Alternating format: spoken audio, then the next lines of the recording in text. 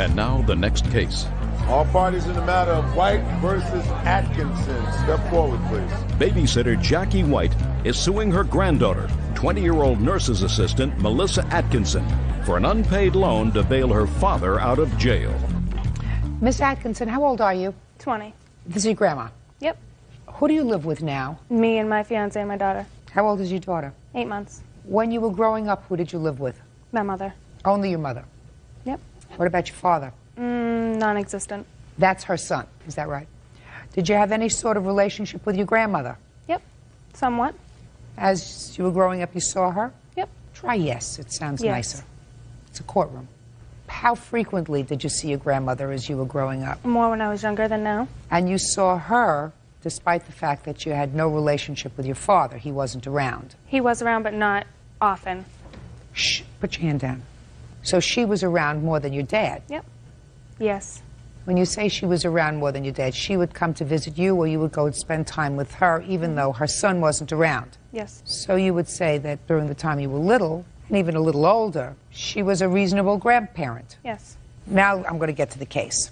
Ms. White, you're suing your granddaughter because you claim that there was a time, some time ago, recently, that your son was in jail, was incarcerated, and needed bail money. He called you. You had most of the bail money that he needed. Whatever you had was about $470. $400 for bail and $70 for some fee.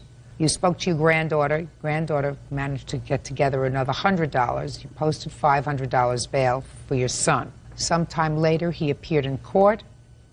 The bail was returned, but it was returned to your granddaughter, and your granddaughter did not give you back your money. Your granddaughter says that you never gave her a dime. Okay? That's what the case is about. Right.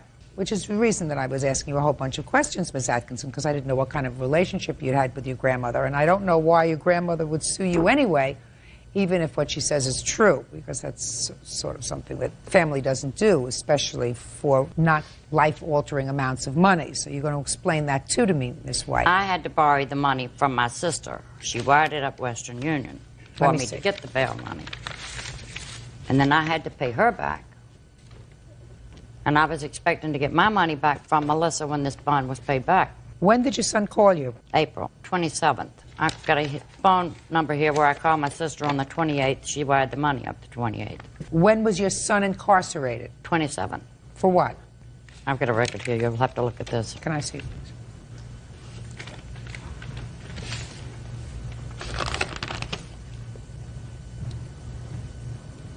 Domestic abuse. Who was he living with? His girlfriend. So she was the complainant in the case? Probably, yes. Okay, so you got the money, and you got about $400. Melissa put in 100.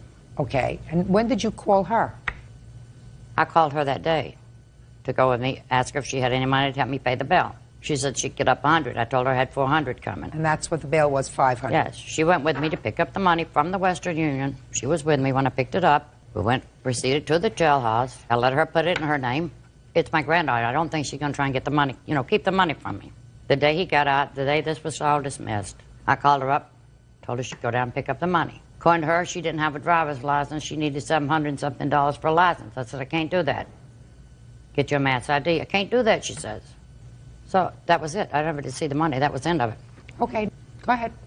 All I have to say is if it was all of her money, like she claims, first it's so many different amonts. First it's first it's $470. Now it's $400. No, she and never early said on it was $350. Oh, you tell me your version of the story. I'm just telling you that if it was all her money, that day I got called out of work to come and get $500 up. Tell me what happened. I got called out of work to get $500 up. By to whom? get my father, by her, for my father, to get bailed out of jail. So I got called out of work, had to come home, find money, spend the whole day waiting for a bail bondsman, and then of course it's my money, I'm going to put my name down so I can get my money back. Where did you get the money from? I had some cash saved over from my daughter's savings bonds. Run that by me again. They give me money to get savings bonds for my daughter. Who does? His family, my fiance's family. So I had that in a drawer. How much did you have? 500. I don't believe you. Okay. Why would I have Western Union? I don't believe you. That's fine. I know it's fine. But don't you feel ridiculous coming up and telling a bald-faced lie? No, I'm not. Oh, yes, you are. I mean, it's a bald-faced lie, and it sounds so stupid. Well, if it was her money, why didn't she put it in her name? What was the whole point of that That's anyway? not the issue. The issue is that family usually trusts each other. Family usually trusts each other. Do I think that you have $500 in cash sitting around because your fiancé's family over the course of 6 months or a year has given you money for your 8-month-old child that you just keep in a drawer? Yeah. And you have a job? Yep. What kind of a job do you have? Nursing assistant. You get paid check or cash? Cash. Cash. Yep. Interesting. When was the last time you filed tax returns? Last year. Good. How much did you report on your tax returns? $12,000. So you have a checking account? No. Really? Really? You keep all the money that you make in cash in your house? Most of it. That's dumb. It works. Might not work for you, but it works for me.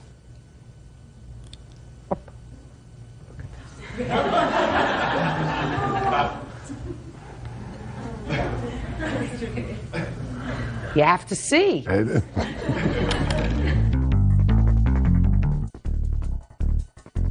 Now, what I don't understand is why a 20-year-old girl who seems not to have really started her life out in an orderly fashion to begin with, by having an 8-month-old child, being unwed, having a job, no checking account, no savings account, I assume, why you would want to cut off a grandparent who had been perfectly reasonable to you during your growing up years.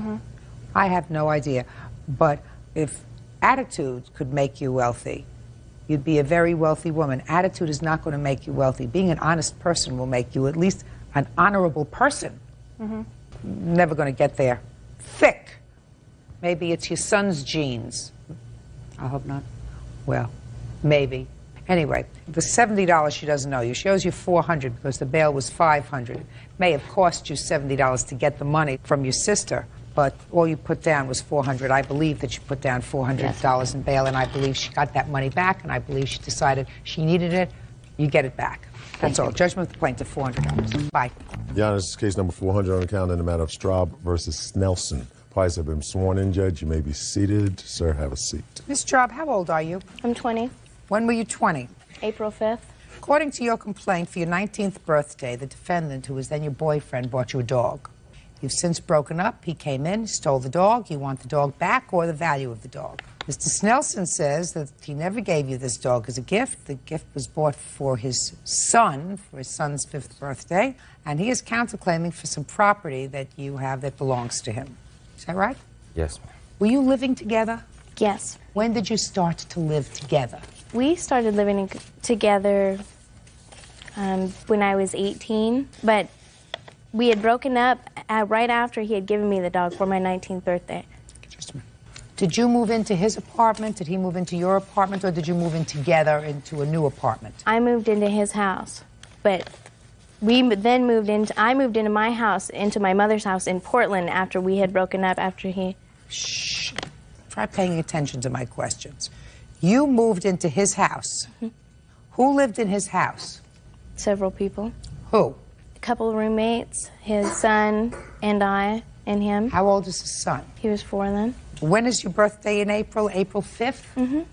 On what day was the dog purchased? I am not sure. It was a couple days before my 19th birthday. And tell me the circumstances of his giving you the dog. He had gotten the dog from someone. Look at me. He brought it home and he said, "Happy birthday, here's your dog," and that was it. What kind of a dog is it? She's an American Pit Bull. How old was the dog?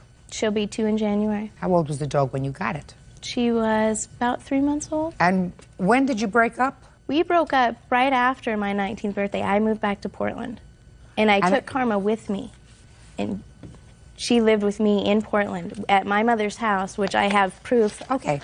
For how long? For approximately a year. When did he come and get the dog? What date? What date? I moved back to Bend after living. What Bend?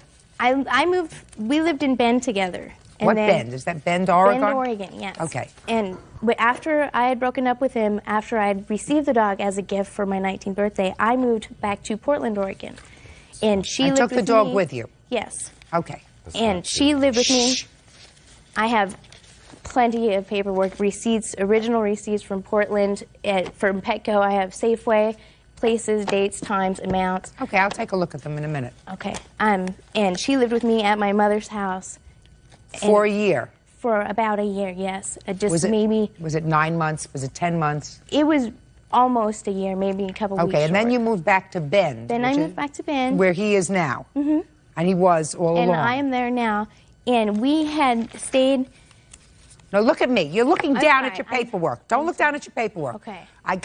You broke up, you took the dog, you went back to your mother's. Okay. You stayed with your mother, and then you moved back to Bend. When you moved back to Bend, where did you go?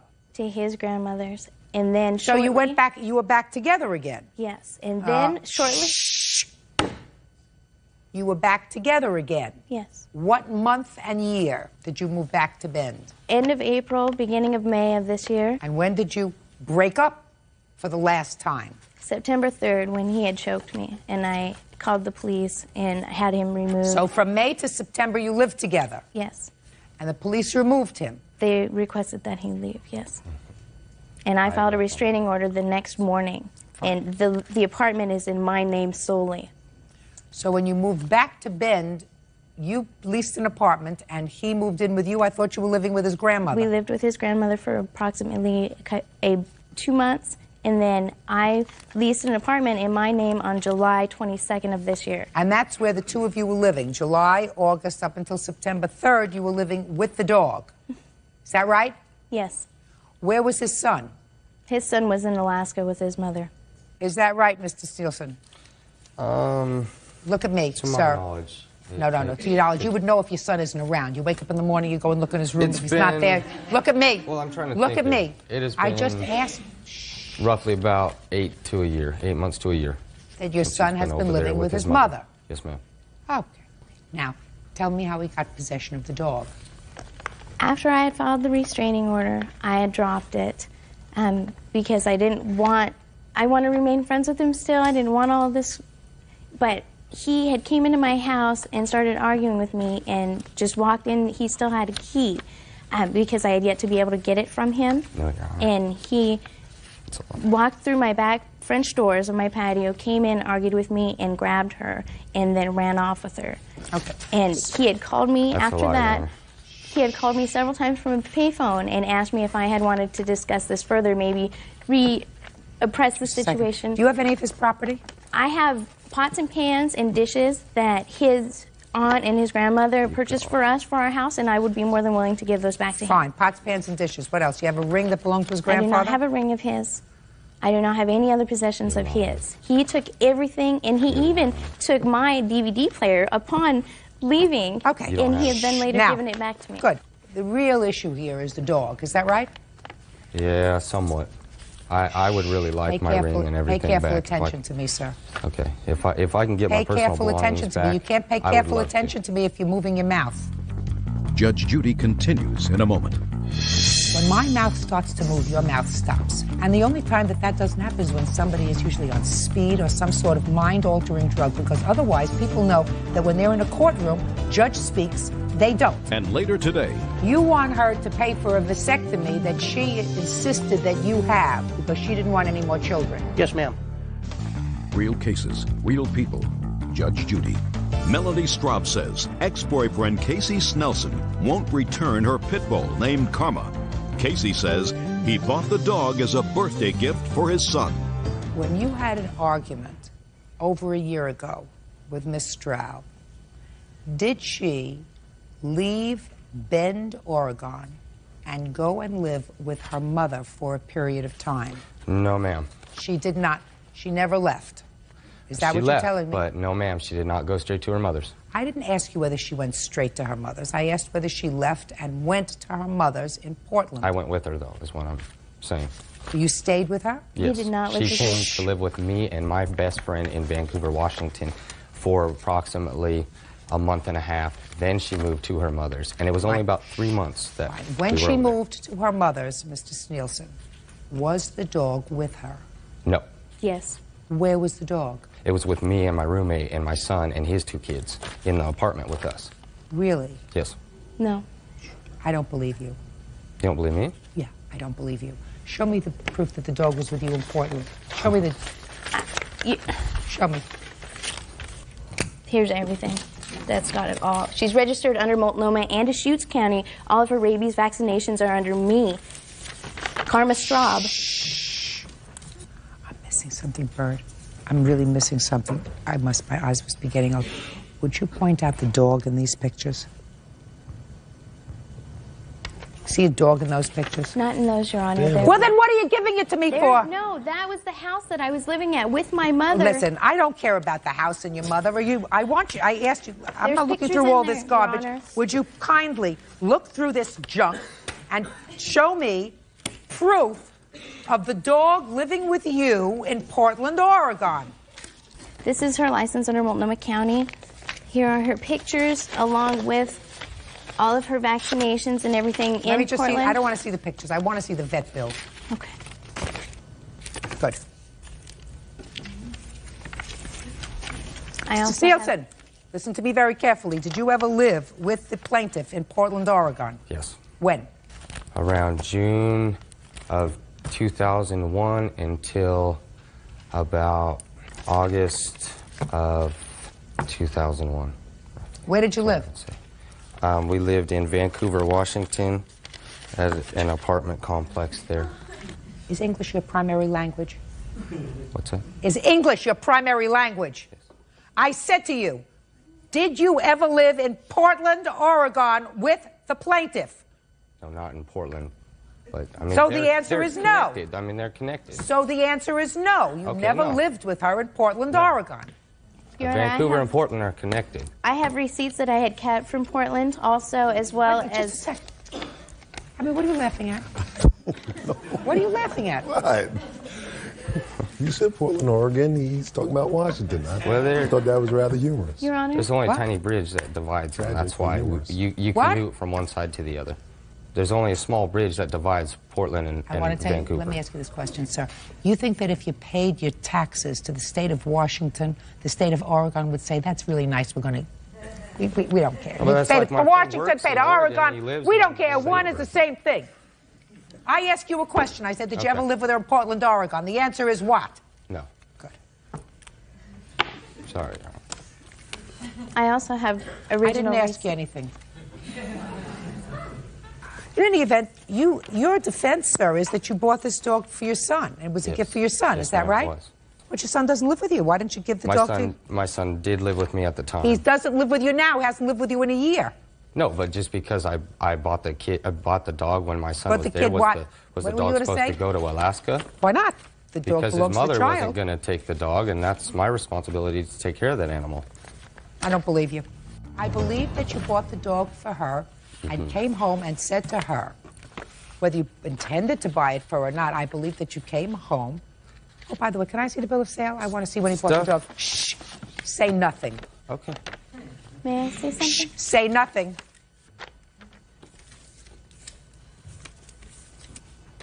Oh. This says that the dog was purchased in March for $250. Yes, ma'am. He didn't even get that bill of sale until after I had called the police on him, Your Honor. Is that right? Stating I believe you. That he I believe you. Show me the registration for the dog. Registration there? She's not... she's registered under me under Multnomah. Show me the registration. I even have a tape, Your Honor, a cassette tape, that he left a message on my answer machine stating that he wanted to give me back my dog, but I don't want to play his rules. Okay, let me, you have that tape? I tried to be very civil between this case, and we tried to work on a competitive level. You see this receipt? This receipt is baloney. That's mine. It's baloney. What? It's baloney. I have an Avid chip put in my animal, too. That registers her to me. Can you please play that tape for me? It comes back to me. It's all registered into my name. I believe it's at any time. Go ahead. 8:52 p.m.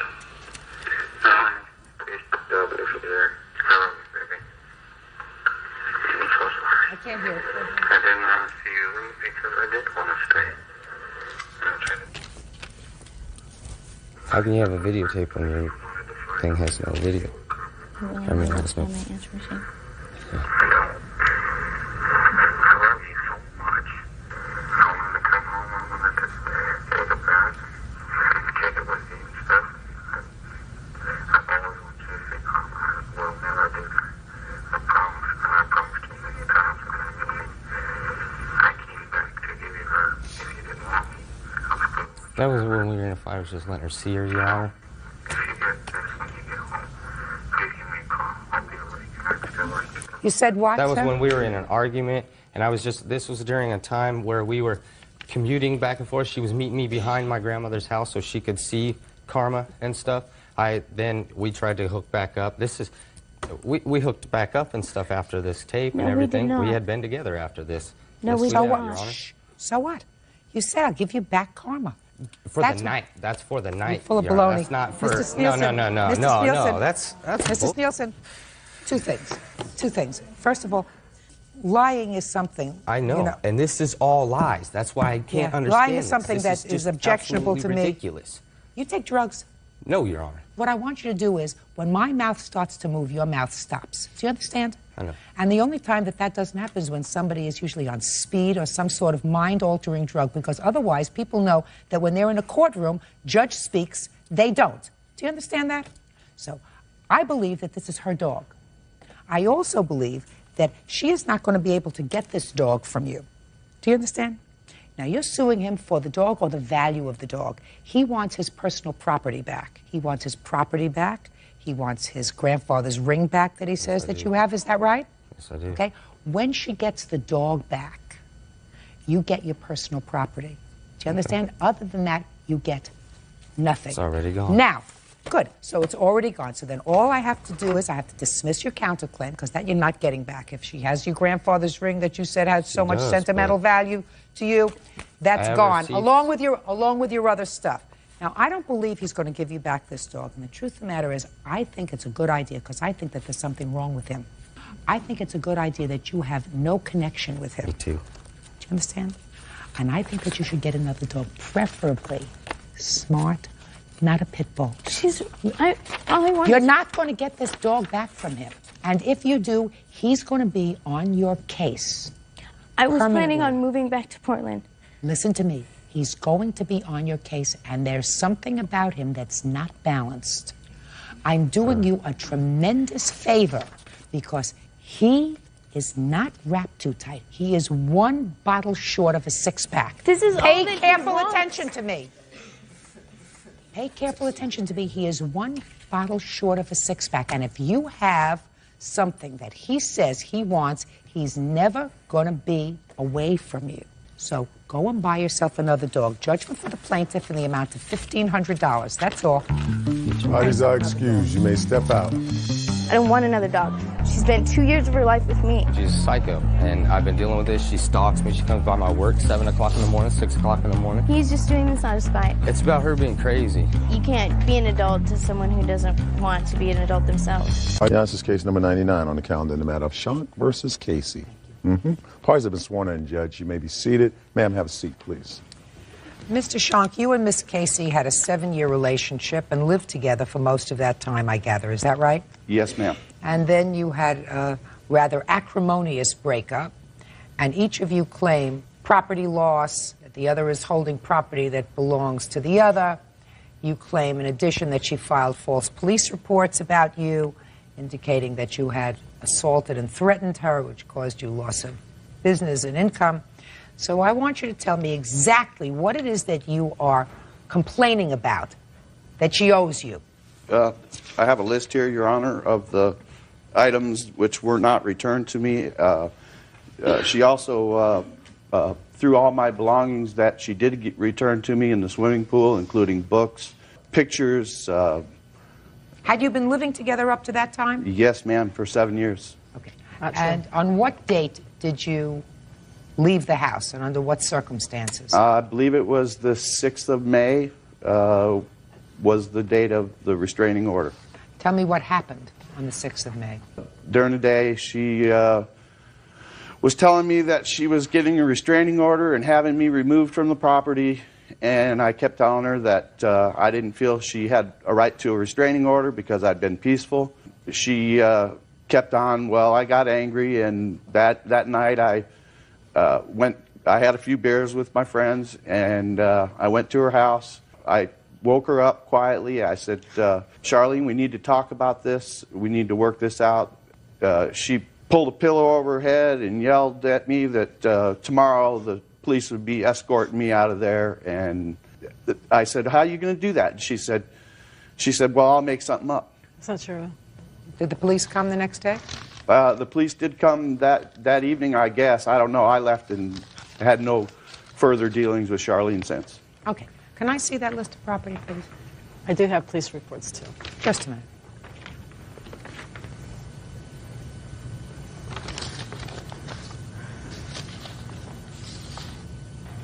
Okay, you got a lot of stuff here from a 7-year relationship that ends with the statement, all you really want is my horse Elvis, that you value at $4,000. And my picture of my son. And your picture of your son. Now, That where I is this paid for. horse? She told the officer that she wasn't giving me the horse. Whose horse is it? Mine. It was my horse, Your Honor. My horse. Just a second. Sorry. Tell me when you got the horse. Your Honor, this horse here is Rowdy. I purchased him early on in the carriage business, and You and the defendant had started a carriage horse business. right. Okay. And you took people around in rides for Yes, ma'am. events? Yes, ma'am. Okay. And did weddings and Okay. other types of events. I purchased this horse here, and he was really good for the business, but he really hated for people to pet him, that strangers. So we kept looking for another horse. We found another horse. Charlene purchased the other horse, sold this horse, and put the money from this horse into her account to replace the other horse. Well, how much was Rowdy? Elvis cost $1,800, and we sold Rowdy for $2,000. And you were in business at that time with the defendant? Yes, ma'am. That you both worked in? Yes, ma'am. I have the franchise agreement here showing that we were partners in the business. Let me just see that, please. See? Yeah, I have that. He can have that back. Fine. We also had purchased a trailer together, which I have proof of that here also. It's also a lie. Did you do any other work, Mr. Schonk, in the time that you were running this carriage business? No, ma'am. Okay. Did you do any other work at the time you were running this carriage Yes. business? I had 2 jobs. Okay. Now, where's the horse? The horse is, okay, I bought the horse. Just I asked your question. Where's the horse? The horse has been traded for another carriage. What'd you do with the money that you got from the Rowdy horse? That went back into the business. Fine. I mean, you entered into a business arrangement with him. Sure you did. I have my sole proprietorship of my business. What was he doing there? Were you paying him a salary? He was keeping all the money he made himself. Every Were you money paying we made, him a salary? No. Okay. Yes, he was making money off the weddings we did, but as we did downtown work, the money we made nightly, he pocketed in his money. I put mine in my business account. He took his and put it in his pocket. I didn't get none of that money. None of it. Well, you must have shared expenses in the house. I paid my bills. He bought horse feed and hay on occasion. All right. Okay? Listen to me. This is very difficult. When people live together Yes. and aren't married, it's complicated enough. And then when you enter into a business that each of you work in, it makes it even more difficult. You paid $1,800 for this horse, Elvis. Is that right? Out of my money. Stop. My personal. You paid $1,800 for this horse, Elvis. You got some money for Rowdy. Rowdy went into the business account. Right. Fine. All right. $900 in his picture. Okay. What other property, sir? This trailer, Your Honor, we bought this trailer together, and she sold the trailer also. When? Since 16th of April. So, you were still living together. According to the paperwork here, it was supposed to be in both of our names, and I don't know how she sold it without my signature on the title. Let me see. I have the title. Let me see. Registration. Can I say something? In a minute.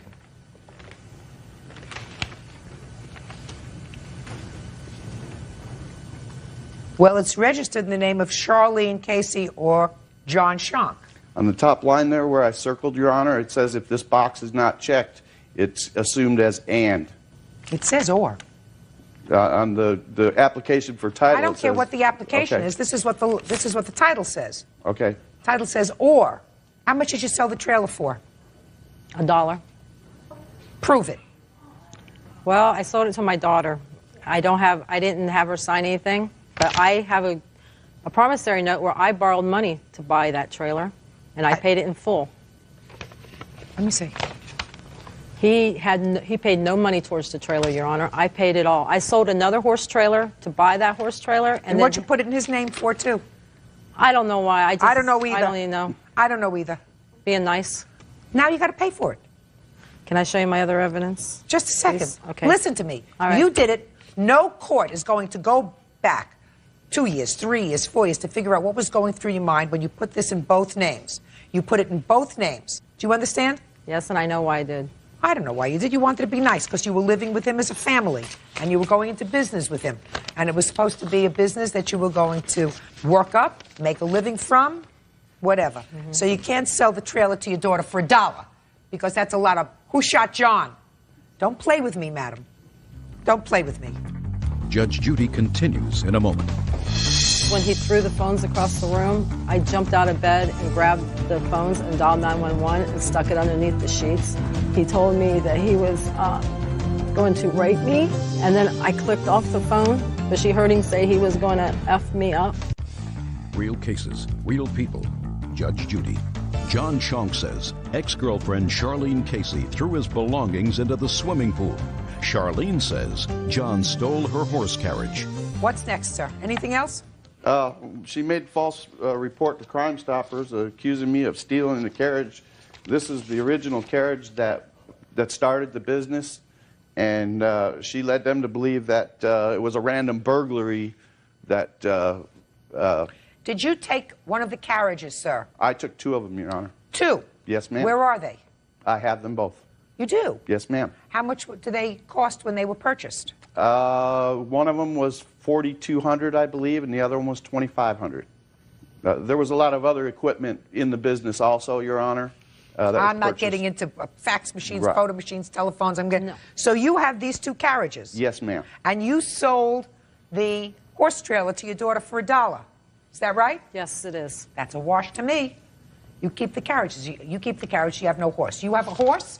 You have a horse, and no carriage. You have carriages and no horse. Sounds to me perfect. I Sounds have to the, me like 2 I have the people who deserve receipts. I each other. paid for them carriages on my own money, on Listen my personal to me. account. Listen to me. You don't have a personal account. Yes, you I go do. into business with him. Can you look at my evidence, please? Oh, sure. I'm going to look at your evidence, but you don't seem to get the drill. Mm-hmm. You can do whatever you like with paperwork, mm-hmm. and you can sell something that you believed might be mm-hmm. a joint piece of property to your daughter for $1. But that doesn't mean when you come into court, I have to buy it. Right. You lived together with this man for 7 years. You started a business. Off He and on. worked the business. You worked the business. He worked outside. You worked inside. He bought things that you needed for the business. And now you're separated. Now you say, here's all this junk. You figure it out. But you say, I'm going to protect myself the best way I can. I'm going to sell this piece of property to my daughter for $1. You say, I'm taking the carriages, so at least I have something. That may be all you're left with, except the $900 for Elvis and your picture. Now I'll hear you. Okay, ma'am. I did not file a false accusation. Here's my 911 transcript that when he attacked me and held me against my will, tried to rape me, tried to strangle me. I had marks on my neck. Here's my pictures. Shh. He was yelling at you. More than that. That's all it says. Well, this is because when he threw the phones across the room, I jumped out of bed and grabbed the phones and dialed 911 and stuck it underneath the sheets. So when he came running back in the room, It says he was yelling at you. The 911 officer heard him yelling at me, and then I clicked off the phone, but she heard him say he was going to F me up. And also when he was attacking me, he told me that he was going to rape me. Doesn't say that here. Because I didn't have a 911 phone call on at that time. This is when he first attacked me. Yeah. And here's my pictures of the mark he put on my neck, how he busted in my room.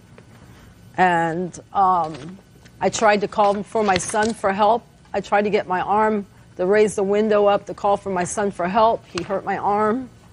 That's why he left, because I had 911 on the other line, and he ran out the back door, and then the police came, and I went that day and got my injunction. Real cases, real people. Judge Judy. John Shonk claims ex-girlfriend Charlene Casey damaged his property by throwing it in the swimming pool. John says she also owes for the cost of a horse. When you went out to do weddings, who drove the carriages? We both did. Really? Yes. Oh, I didn't realize that. You both drove the carriages? Yes. No. Yes. For the first year or more, we only owned one carriage, Your And Honor. at that time, we took turns. He would take a ride, I would take a ride. And then when I got my father's inheritance money, I went and I bought the other 2 carriages. I bought 3 horses, and I bought driving lines. I bought $1,500 worth of harnesses. Gotcha. Okay. Mr. Shank, your sole source of income was from these carriage horses? Yes, ma'am. Did you have any other source of income? When we originally started the carriage business, I had a full-time job for the first 2 Did to you have 3 any savings? No, ma'am. So it is a fair statement that Ms. Casey makes when she tells me that she, in fact, invested the vast majority of the money for the property that formed the business. Yes, ma'am. Then how can you claim that you own these carriages that you took? I originally bought the first carriage. I started the business. No, you originally bought one carriage? Yes, ma'am. Okay. And horse and harness. Just a second. With what is my question? With what? I was working a full-time job at the time, and I sold my horse. Which horse? I had a horse before the carriage. We had horses all along. I see. So how much did you put in when you started the business? When we started the business, the first carriage was, I believe, $2,500. I'm not exactly sure of the price, but Okay. it's right in that neighborhood. And where The is that first carriage horse- now? The first horse was $2,000. Where is that carriage now? I had that carriage. How many carriages do you have altogether? I have 2. So the other carriage belongs to her. And Yes, half ma'am.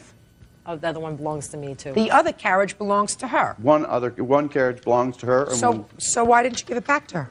well, this was another carriage, the third carriage that we owned. She changed the locks on the storage unit.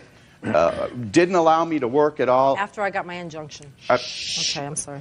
And I had nothing. She had my horse. She had all my belongings, everything, and I just took whatever I could take. Because All right, we have to give her back that carriage.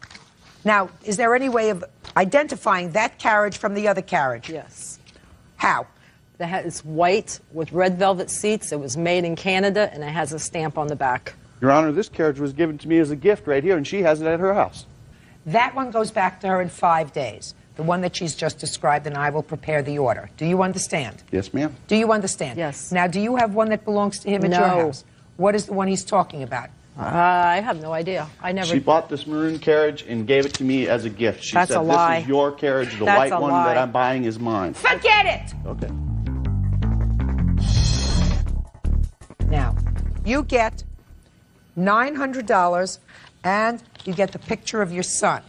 You will return to her within 5 days the carriage. And I'm not satisfied that there was not an incident in the room after examining the photographs. I think that you had a couple too many beers, Mr. Shank. Now, I agree. your countersuit is for lost wages and future income. Right. Forget it. You want the return and value of personal property. So you're getting Right. back one of your carriages. And my harnesses. How many harnesses do you have? I have 2 harnesses. Your One Honor. goes to her, one goes to you. Anything else? Okay, this is the receipt that I paid $1,273 of the carriage that he says that he paid for. Listen to me. And this is my. I've given you absolutely more time than anybody else Here it could is. give you with regard to this. With my regard to draft this horse stuff. harness right here. Just listen to me Okay. carefully. It is absolutely impossible without experts who can value a business, who can value what everything is worth now, 2 years later, 3 years later from when you purchase them, to make a judgment. This is not a marriage. Now, if you've been married, something else. Then you get somebody who will value all of your joint and single property and say, we're going to divide it in half, you take half, because it's all marital property. You have some receipts. You paid for some stuff. He paid with his time and working in the business. You now have horses and carriages. You now have a carriage. Uno. Ma'am. Quiet. One carriage. You have no horse. Is that right? No, ma'am. Maybe you want to buy one. He stole everything. I had She no has way 2 to go to carriages work. right now also. Sir, ma'am. And a hay wagon. I had no way to go to work. I have 2 minor children at home. He stole every way I had to make a living. He stole the tool that was to fix the other carriage. So You 3 spent weeks. 7 years of your life with No, him. the business was in my name only. I have my occupational license for the past 3 years. It's in was my he name only. My question is, so you're saying he was a paid employee? He was an employee. Did you pay taxes for him as an employee? No. Goodbye. I tried to get him to pay taxes. I tried to get him to pay Goodbye. his taxes. He wouldn't pay them. No, listen to me. My question is, he may not have paid them. Did you file? I tried Pay to his. get him Listen go. to me. Did you pay his Social Security? Did you give him a W-2 or a 1099? I tried whatever to you get him to do No, it. no, no. Listen to me, madam. Come over here, sir. Don't walk out on me. I'm Get sorry. back on me. I walk out on you. Okay. Did you 1099 him at the end of the year that this is what he earned? The answer is no. No, because I asked No, him no, to no. go with me, and he would not go. He doesn't have to go anywhere with you, madam. All you have to do is 1099 him, send it into the federal government. Did you pay his Social Security? He would not The go with- answer, he doesn't have to go anywhere. Did you pay his Social Security? I didn't know how The much he answer- made. He would not tell me how much he made. He stuck it all in his pocket. Not true. Madam, I never knew. He was a partner in your business. But That's he- the way you set it up. It may He have never been in told your me how name. much he made. Say goodbye to him and to me. Goodbye. Party's up. Yeah, this is That's all. case number 362 on the calendar in the matter of Thomas versus DiBiaso. Parties have been sworn in, Judge. You may be seated. Folks have seats. Mr. Thomas, you and the defendants live on the same block? We're relative neighbors, Your Honor. I Okay. drew a sketch of our neighbor. Just listen. Okay. You live on the same block. Yes. How many houses apart? About a half mile apart. It is your claim the defendant's sons have these motorized bikes Yes.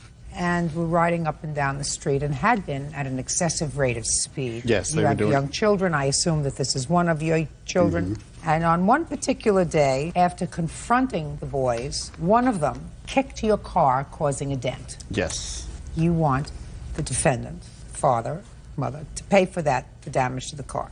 Mr. and Mrs. DiBiaso say that, yes, it's true that one of their sons did kick your car, but it was only after you ran over his son. That's ridiculous. Shh. Sorry. Shh. Only after you ran over his son, breaking his foot, crushing his foot, that son kicked your car. That's correct. Correct. And they are countersuing for all of the medical bills and pain and suffering. Is that right? That's correct. That's what you're saying. Yes. So I want you two to sit down. And I want these boys to stand up. Put that down. I'm not interested in that right now. I'm not very good at those things. I'm good at finding out the truth. Who kicked the car? It was me, Your Honor. Perfect. Your name? Chris. What kind of a motorized bike were you riding that day? 1999 Yamaha 125. And when did you get it? I got it 2 days prior to when this took place. Had you had a bike before that? Several years before that. Now, you knew Mr. Thomas from before, is that right? I've never actually met him. I've seen him. But you've seen him? Yes. You knew he was a neighbor? Yes. What day did you get the bike? I think it was the 2nd of, I believe, August. And what day did you break your foot? 2 days after, so it would be the 4th. And when for the first time did Mr. Thomas ask you to drive slower when going up and down the street? He had never asked me to drive slower. Is that correct? Prior to this day, I had not. And this day was August 1st when all this happened. So you had to have gotten the bike before that, sir. Okay, I'm not July completely... 30th. July It was 30th. July 30th.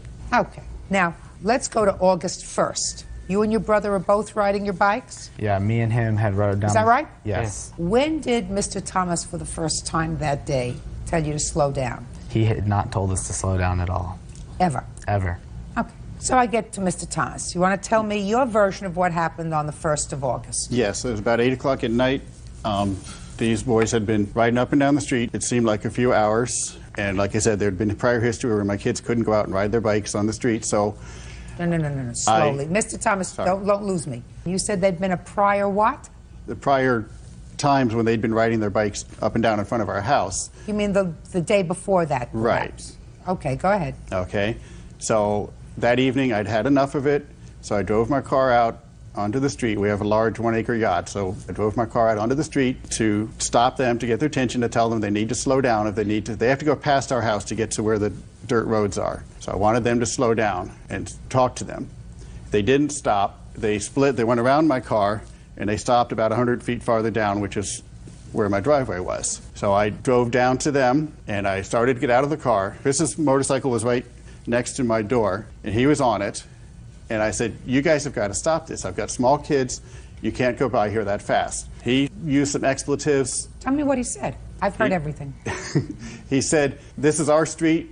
We can do whatever we want. No. We can. Listen, I want you to be quiet. You weren't there. Do you understand? Yes, Your Honor. Good. That sounds about right. He said, Go ahead. We can do whatever we want, and you can't stop us. I was very angry, and I said, you've got to stop this. I've got small kids. I don't want you doing this. I'm going to go down and tell your parents. And I got back in my car. He drove his motorcycle around behind me. I went to back up, and I was just going to say, all right, enough. They took off, and I went about a foot, and I saw that he hadn't come around behind me, so I stopped the car. Okay, I looked out the back, and he was standing up and lifting his motorcycle up. So he was behind you and you knocked his motorcycle down. Well, after talking to my wife, no, he had laid his motorcycle down behind me. There was a small scratch from his tire on the bumper of my car, and I have photographs of that, which shows that there was very minor damage to my car, so there could not have been significant damage to him. I don't know or if there his was motorcycle. significant damage or not, Right. but I did clearly bump him your with my car car. came in contact Yes. with his motorcycle. Yes. Now, my question is, was it the back of your car that came in Yes. contact with his motorcycle or Yes, the it front was. of your The car? back bumper. Is that right? That is correct, Your Honor. Now, stop there. You want to tell me how the back of his car came into contact with your bike? Me and my brother had rode down the street going towards Mr. Thomas's house because our friend lives at the end of the street, which is the dirt road where we usually ride at. We found out he wasn't home, and on the way back, we were going down the shoulder of the road, and he comes blaring out of his driveway in a matter of what I suspected to try to knock me off my motorcycle. I had swerved to miss him, and I ended up in the middle of the street. He had drove around me. I got up, started my bike again. As I started to take off, he backed his car over me, looked at me and said, that's what you get. Just a minute. Are you telling me that he never said to you, you got to slow down? Your Honor, he never said one word to us. Is that right? That is correct. When his car hit your bike, you say it knocked it over? It knocked it over and it put my foot underneath his tire. It's not physically possible. No, that didn't happen. Something. Now, listen to me. Listen to me. You almost had me. You almost had me, Christopher. But I'm telling you right now, if you lie to me about something, and I don't care what you told them or what you decided to testify to today, I don't care. You almost had me. But if you lie to me, then I don't believe anything that you say. Judge Judy continues in a moment. He was in my face with his finger. He was mad. He had had it. He got in his car and had threatened my dad to a fight. He's too old for me to deal with. He's already cooked. You're not. Real cases, real people. Judge Judy. Ken Thomas says neighbor 15-year-old Christopher DiBiaso kicked a dent into the side of his car. Christopher says Ken ran him over and broke his foot. Listen, he was, up until a moment ago, in my mind, not telling me the truth. Do you understand? Yes, Your Honor. About not having a discussion with you. Now, he knocked your bike down with his car. Yes. And what did you do next? After he pulled forward to get me so I could get up, I picked my bike up, pushed it to the side of the street, started up, and proceeded home. So you got on your bike. Yes. You put your feet on the pedals. It's Kickstarter and pegs, yes. You put your feet on the pedals. Yes, Your Honor. And you drove the bike home. I rode the bike home. And then what happened? I limped in the house to get my dad, and my dad came out to ask the guy what his problem was, and he was in my face with his finger all over my dad's face. He got in his car and had threatened my dad to a fight and drove away. When did you kick the car? As he was driving away, Your Honor. Now, my question to you, sir, what foot did you kick his car with? My left foot. And you injured your right foot? I injured my right foot. So you were standing on your fractured foot, is that right? That is correct. You put all your weight on your fractured foot in order to kick his car with the other foot. That's correct, Your Honor. I don't believe you. I don't believe you. See? If you tell me the whole truth, he's too old for me to deal with. You see, he's already cooked. He's cooked. You're not. I believe that you broke your foot. I believe that you broke your foot when you kicked his car. That's what I believe. That doesn't excuse him from tearing out, which I believe he did. And I don't believe he tried to knock you over because that would be stupid. But he was mad and he had had it. And he has a temper, and that's what happens when you have a temper. And I believe that the bike went down. I don't believe that your foot was under his car. I believe that the bike went down, but not with you on it. Can I see a picture of the dent? Yes. There's several pictures of the overall car. It's not a small dent. Oh, this is not a small dent. This is enough of a dent to break your foot. Yeah. Christopher. So I'm disposing of your counterclaim very fast because I don't believe that your foot was broken in any other way but kicking his car. So your counterclaim is dismissed. Clear? Now, the only thing that I have to determine is whether or not you caused this damage to his car. No question you did. There's no question you did. Yes, I did, Your Honor. Okay, how old are you? 15? 15. And you? 14? Let's talk about when you have a motorcycle or a moped or whatever else it is that goes fast. Okay. And let's talk about being responsible. You see that child over there? Yes, Your Honor. Okay. What do you think would happen if you hit that child while she was playing in the street when you were going up and down the street with your motorcycle? I would feel terrible. No, what do you think would happen to her? She would get hurt extremely bad. Right. Now, how old do you have to be in order to get a driver's license in the state of California? 16, Your Honor. So that neither you nor your brother can get a driver's license. Is that right? That's correct. There is a reason why the state imposes certain restrictions on people having the ability to have a machine that can cause serious injury. And that is because children at age 14 and 15 lack judgment. You put a 14-year-old on a machine that can go, how fast can your bike go? Probably about 65 miles an hour. 65 miles an hour, and they got all this testosterone, and they got all this puberty stuff going on, and they got all this hormone stuff going on, and they have no other way to take it out, so they take it out on the road. Well, if you're going to entrust a machine that can go 65 miles an hour to your children, then you have to be prepared for the consequences. If you want to give them a machine that can go 65 miles an hour, then you put the machines in a truck and you take them to a deserted area that is not residential, where they can drive, and there aren't other children, and there aren't other dogs, and there aren't people, and there aren't anybody else that they can frighten. And if you choose not to do that, then you are responsible. Do you understand? Yes, I do, Your Honor. Let me see the estimate to the damage to your car, please. That is one of these right here.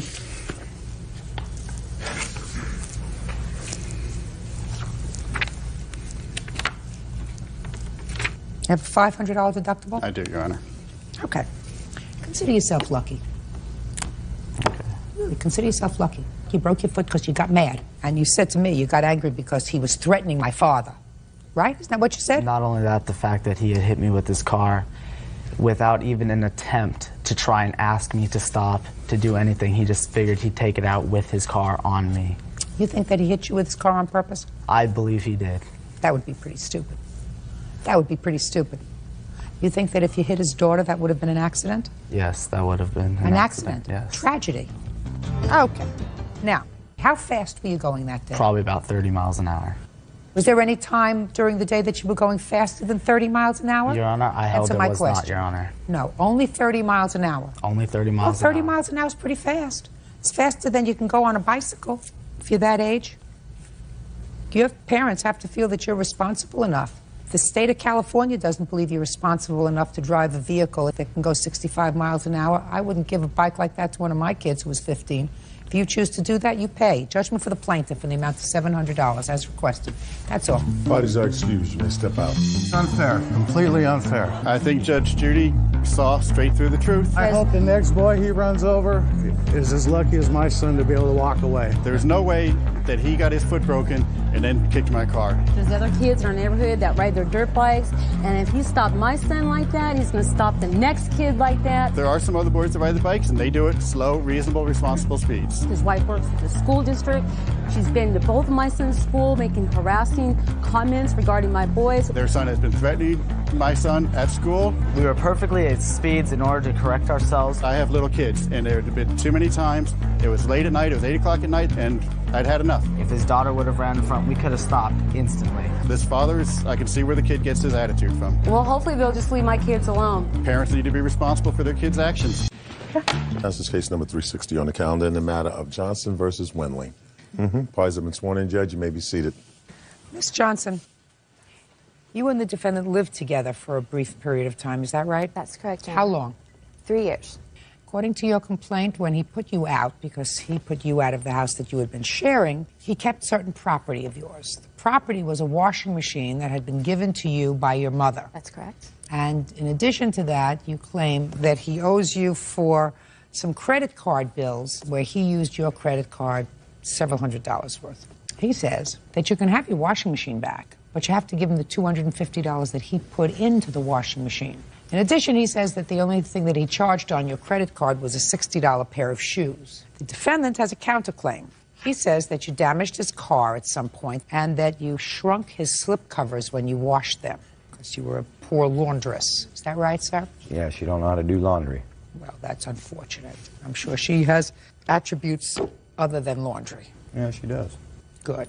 So get over the slip covers. Now, when did you stop living together? It was August the 5th, the day after the Brickyard 400 in Indianapolis. All I heard was August the 5th. The rest of it I didn't hear. Oh, I'm sorry, August the 5th. Did you say anything after that? Yeah, I said it was the day after the Brickyard 400. That's how I remember, but that's really not important. August the 5th. Mr. Wendling, I'm going to get you a counterclaim first because I like to dispose of things in a neat way. The slip covers she laundered when? In July. It was right before August 4th. But you were still living together when she did the laundry, and she Yes. laundered the slip covers. Yes, ma'am. And she didn't do that on purpose because she was angry with you. She just laundered the slip covers. No, she didn't. I asked her not to do it. I told her that if she did wash it and dry it, that it would shrink and you wouldn't be able to put it on there. Okay. And she did it anyway. Now, when was the damage to your car? The car was damaged on November 4th, Of 2001? 2002, day before voting day. I thought you broke up in August. We did. We have kids together. Just August 5th, 2002, you broke up. So you mean the car was damaged after you broke up? Yes. Really? What happened to his car? Well, he claims that I No, drove you it. tell me. Don't tell me what he claimed. I didn't damage his car. I took it down to the gas station and came right back and did What no were you damage doing to driving his car? I asked him if I could drive it. My car was in the shop, so he said that it was fine to drive his car. No, that's a fib. That's a fib that you're just telling me, Miss Johnson. I don't like when you fib to me. Can I tell you how it happened? Sure. I tend to believe you, Mr. Wendling. Okay, on November 4th, day before she goes to school, Mondays, Tuesdays, Wednesdays, etc. We have a 2-year-old boy together. Plus, she has a 4-year-old son from her previous marriage. I go over to her house because I just don't like anybody to babysit my son. Tell me what happened with the car. Okay, anyway, make a long story short, the day of the 5th, we were arguing about the washer before she went to school. I didn't want my son to hear us arguing. We went out there, she kicked the quarter panel on my car, which she gets, mad and crazy all the time. So anyway, that didn't matter to me. I went back in the house, she went to school, me and my sons went to sleep. I'm a block mason, and I work real hard every day. You went to sleep? Come on. Yeah, I went to sleep on the couch. Let's get to the She car. came home, I was asleep on the couch, got mad, tried to wake me up. Her car was not working. She took my car, took it to the store. When she brought it back to her house, there's bumpers that separate the grass from the concrete. They're about this high. I have a Firebird. They're low to the ground. She ran up on I've done it myself. Okay, and I have You pictures. go over and it goes over fine, but when you try to pull back, everything comes off the car. Is that what happens? Yes, ma'am. Okay. Is that what happened? Yes. So wasn't that easy? Well, I didn't kick his car. I'm not talking about kicking it. Wasn't it easy just to say, that's what happened? I went over a bump. Yes, but and when I didn't pulled kick back, his car. I don't want you he's to not, think I'm just a vindictive. second. He's not suing you for kicking his car. He says that you took the car, you went over a bump, you pulled back, the bumper came off the car, right? And you did that. Yes. How much is it to fix the bumper? $1,930. What year Firebird is this? 92. Oof. Let me see the estimate. Here's a picture of it. And the estimate.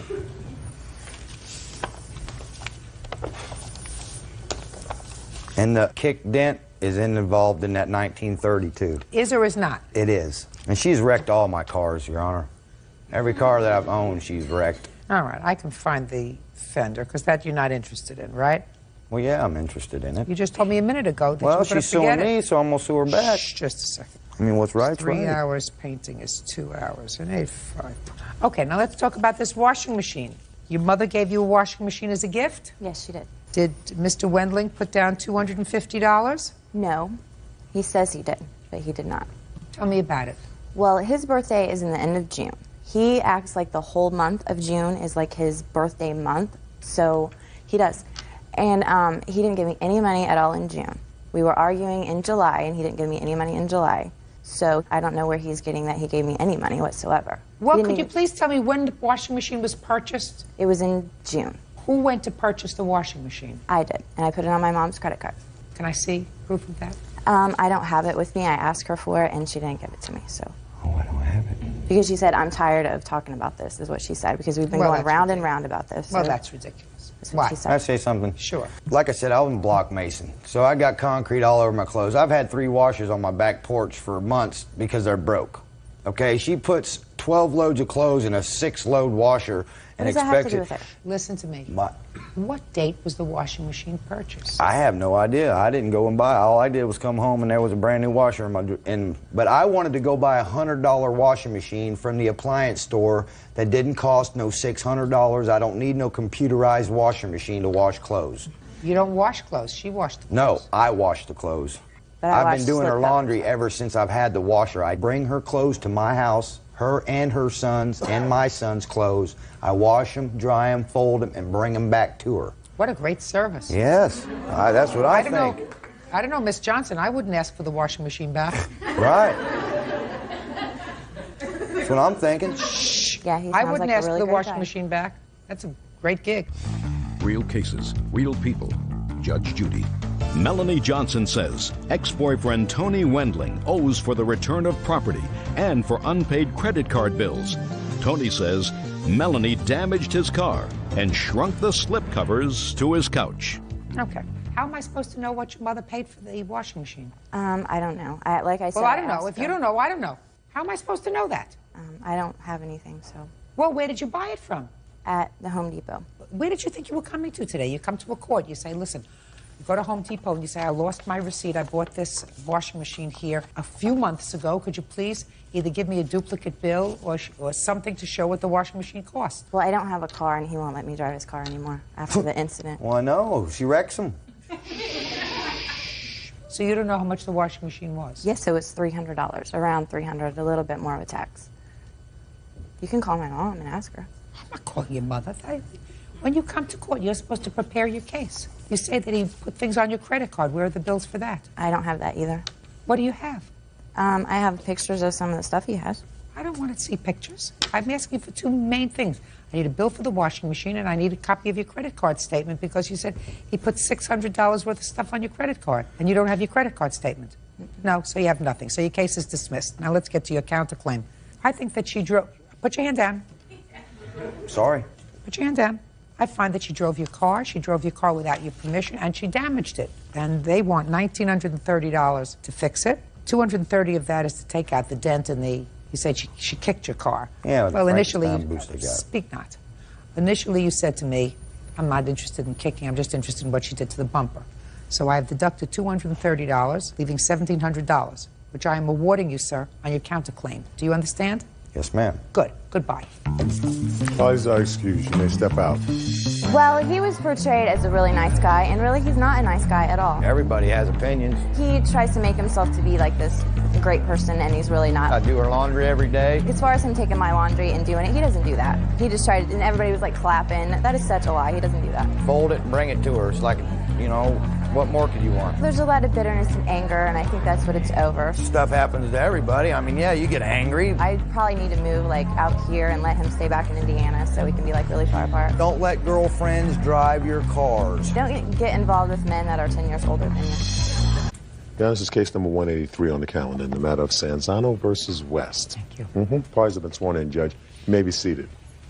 Mr. Sanzano, you and the defendant had a relationship, an on-again, off-again one, according to your complaint, for some period of time. During that time, you moved in together, perhaps once or twice. You claim that you furnished the apartment. She had you thrown out of the apartment. She kept the furniture. You want the furniture back or its value. That's what your claim is. Yes, ma'am. The defendant said the furniture was purchased as a couple, And she is counterclaiming for a car that you allegedly took that belonged to her and for assaulting her 5-year-old son. Yes, ma'am. Okay. So let's have the story of the furniture first, because that's your claim. Over about a year and a half ago, I met Lisa. We got into a relationship. We moved into an apartment after 6 months. At that time, I had a lot of furnishings. I had, electronics, and I had, quite a bit of furniture. Where had she been living? She lived with her mother for a period of 3 years. Was she living with her mother at the time that you met? Yes, ma'am. Was she living with her mother at the time you moved in together? Prior to us moving in Prior together. to your moving in together? Yes. Did she have any of her own furniture that she moved in with? No, ma'am. Go ahead. At this time, the apartment did need some more things. It was a 3-bedroom apartment, so I went out and I did purchase those things solely. What? At that time, it was... Look at me. Yes. At that time, it was additional bedroom furniture. For whom? For the children's rooms. How many children did she have? She has 4 children. How old are you? 26. Do you have other children? No, Do you ma'am. have children of your own? No, ma'am. Go ahead. Just other things were purchased, just to make, the apartment a complete home. Then after 4 months of living together in this apartment, we separated. I kept the apartment. I kept the furnishings. She kept some of the children's things that, were really for their specific use, not for my use at all. So then, after 3 months went by, I went on to another relationship, and she was seeing somebody else. And after 3 months went by, Lisa contacted me on numerous occasions and wanted to reconcile. And after a few conversations, we began seeing each other again. But then we moved in together. We lived there together in the second home for 4 months. And what had happened, Lisa was being treated for mental health issues, manic depression issues, okay? And she was under medication. And she decided that she wanted to start drinking again, like, social drinking. And that affected, in my opinion, her treatment with the medication. And as a result, it ended up in disruptiveness in the home. She started to, get violent with me, physical with me. On the second occasion that occurred, I filed a police report rather than get violent back with her. 1 week went by. She decided that she wasn't going to come home anymore to the place where we were living. And she basically threatened me over the telephone from her mother's house, stating that I want the title to my car signed over to me, and I want you out. Otherwise, I'm going to have to file some false accusations against you to get you out through an injunction. Why was the title to her car in your name? Because I purchased the vehicle for her. Some of her monies were yes, included in that. Okay? I'll be very honest with you. Okay? But the total amount of the car? You put in some money. Yes, for the car purpose. All right. How much was the car? The car was $900. And how much did you put in? I put in $450. And she put in the rest? Yes. Okay. So that she would have a car to get to and from work. Okay. What kind of work was she doing? She's an administrative assistant for a glass company. And who watches the children?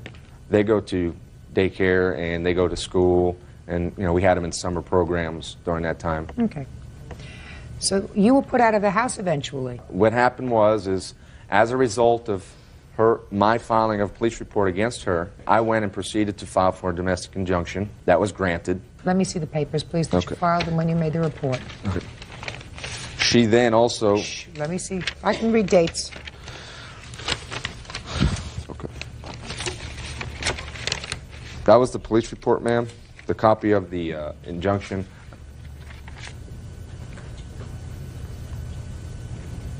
All right. Miss West, can I see the report that you filed with the police department?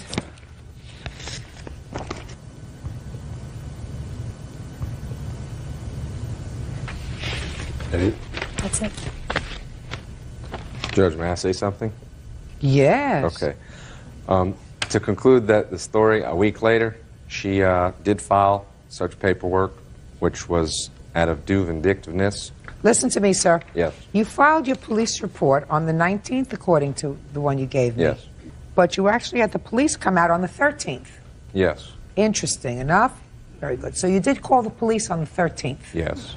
And I read what it said here, which says that when the police got there, you lost your temper and you were throwing things around the house. Is that right? No, ma'am, I wasn't throwing things Yes, you around were. the house. Yes, you were. I was placing them on the floor because he's OCD, and I knew it would drive him crazy. There was nothing broke. There was nothing thrown in that He's house. got OCD, so you were driving him crazy. What kind of medication do you take? I've been released from the doctor. I don't take it anymore. What but kind I of was- medication were you taking I on the was 13th taking of July? Effexor. And how long had you been on that medication? 2 months. And during the time that you were taking that medication, I assume that your doctor, who is licensed to practice medicine in the state of Florida, told you that you were not to have anything of an alcoholic nature to drink. Is that correct? Yes, ma'am. And you were, in fact, drinking that night? I had 1 beer. I don't care whether you had 1 beer or whether you had a sip. You were drinking in violation of the doctor's direction. Is that right? Yes, ma'am. And you were taking that medication for, let's call it, mood swings. Yes, ma'am. Is that right? Yes, ma'am. Okay. And that the house was in a state of disarray, and that the plaintiff called the police and said, listen, I don't want to arrest it, I just want things to calm down. Exactly. And the police came. That was on the 13th. All right. Then we have you reporting to the police on the 19th of July that an incident occurred on the 17th of July. That's after he made his report. Now, let's see. Now I'm reading what that says. So I like to read all these reports, Bert. You know why? And you got to read the dates. Very important to tell a story. But you know that already. You knew that. I've learned from the best. Judge Judy continues in a moment. He assaulted your son, hit him with a belt. Is that right? How many times have you done that? I've never left a bruise on any of my children. Not ever. Get out of my sight. And later today, After I made a comment about his socks, telling him that his socks were dirty, he looked at me and he said, watch out now. Watch what happens to you now. real cases, real people. Judge Judy. Anthony Sanzano says ex-girlfriend Lisa West won't return his furniture. Lisa says Anthony beat her 5-year-old son with a belt. Mr. Sanzano, I want you to listen to me very, very carefully, sir. Did you ever hit any of Miss West's children? Look at me. Answer the question before I go further. And I will go further, so you might as well just get it all out now. I have spanked the children at some point or another during the period of the year and a half. And did you ever, when you spanked the children, spank them with a belt? No. Did you ever spank the children with any object? Look at me. Very, very careful. No. Be very careful. No, ma'am. That I don't believe. Okay. That I don't believe. So let's go back again. And I'm going to give you an opportunity to redeem yourself, sir. Did you ever spank the children with an object? I may have used a belt on 1 or 2 occasions. So does Miss West. Mr. Sanzano, there isn't a question in my mind that Miss West has hit her children. In fact, she kind of like showed me how we should discipline the children, because I'm new to this Mr. parental Sanzano, thing. Yeah. there isn't a question in my mind that Miss West has beat her children. Okay. She knows it, and I know it. I feel sorry for these 4 children. I don't know where they are now. Where are they? They're with my best friend. Best friend that's with somebody you live with? Yes, he's a roommate. New boyfriend. Hmm? New boyfriend. He's not my boyfriend. It's the same man she saw the first time we separated. Mr. Sanzano, we're talking here about some furniture? Yes. Mr. Sanzano, I want you to speak to me, sir. We're talking here about some furniture. Yes, ma'am. Miss West got possession of the home that we both jointly had assets in. She's still living there. Yes, ma'am. And some other guy is sitting on the couch that you bought, and some other guy is sitting in the chair that... Yes, ma'am. Sitting on some of your mother's stuff, Yes, ma'am. and the children are sleeping in the beds that you bought, Yes, that's... and you're 26 years old, Yes, ma'am. and you got out scot-free. Yes, ma'am. You didn't have a baby with her, right? No, ma'am. This is what if I could make an order, this is what it would be. That you step back 2 steps, you get down on your knees, and you kiss the ground, and you look up and you say, thank God, and you walk out of here. Mr. Sanzano, I'm going to tell you a couple of things, sir. You lived with this lady, and there's no way that I'm going to go and figure out which toaster belongs to who, and who paid for a couch, and who didn't. You decided to live with her twice without benefit of marriage. We don't have a court for people who live together. She had you thrown out of the apartment. She had you thrown out of the apartment for, at that time, good reason. You used excessive corporal punishment on one of her children. I was not arrested nor charged. I don't care whether you were arrested or charged. You used excessive corporal punishment on one of her children. That's not your place. You are not related to them. Even if you're related to them, you can't use excessive corporal punishment. One day, she's going to have her children removed from her custody. That's what's going to happen. If she uses excessive corporal punishment on her children and leaves her children with people who she shouldn't, eventually her children will either grow up to hate her or they'll be removed. But you're 26 years old. This is a lady who has 4 children. She's had a life experience. She has certain psychological problems. She's on medication. She's not handling the medication well. Just listen to this. She's not handling it well because she does things she's not supposed to do. She drinks and she takes the medication. You're 26, getting to be fully cooked, getting there. Right now, all you're out is a sofa. That's it, a sofa and maybe a VCR. You're not paying child support for the next 21 years. Do you understand? Yes, ma'am. Step back, kiss the ground, and say thank God. Now, you're suing him for a car that maybe you put in most of the money for. Is that right? Is that right? Yes, ma'am. You got all the furniture. In the house. Shh. Not the house. You didn't buy her a house. You rented an apartment. You got the furniture. Consider yourself lucky. You got a house full of furniture, a lot of which he bought. So what do you expect? You expect the money back from your car? Of course not. He assaulted your son, hit him with a belt? Is that right? How many times have you done that?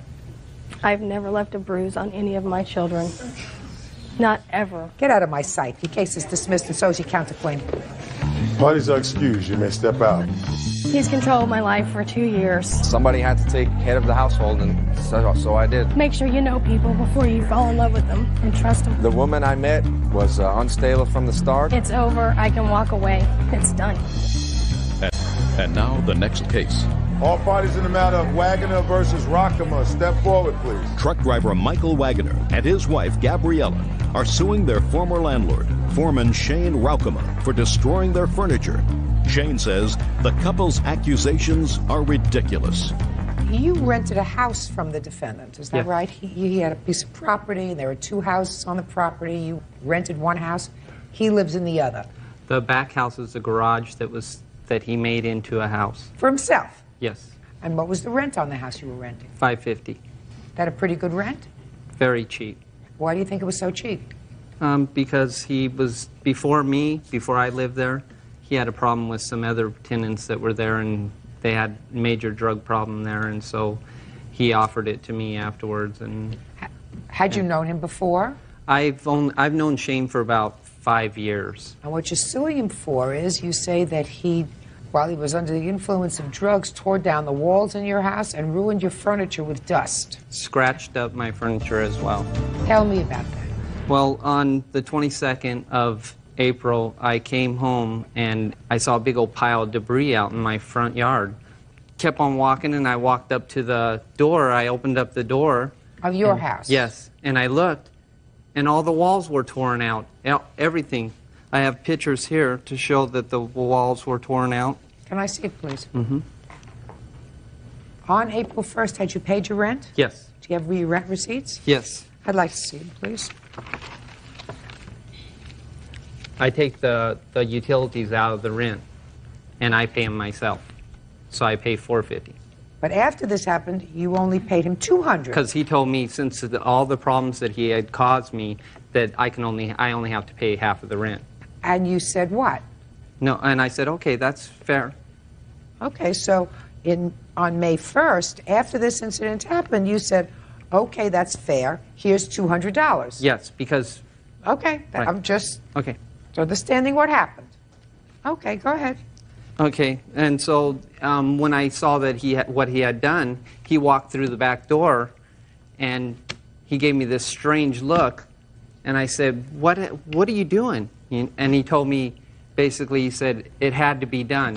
And I said, "What do you mean it had to be done? You were working on the back, and now all of a sudden you come in my house without permission, without advance warning, and just start doing this with all my furniture here?" And he said, "It was the spur of the moment," his exact words. Because I asked him, why didn't you cover any of my furniture or anything? And I have my furniture, all of it, showing that it's damaged, right here. all the pictures. I'd like to see it. My big screen TV, everything. He did not cover nothing.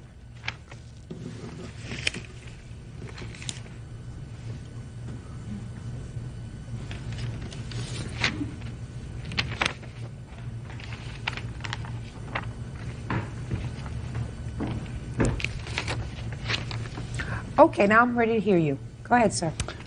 Okay. I told the... Look at me. I told Don't the- look down. Look okay. at me.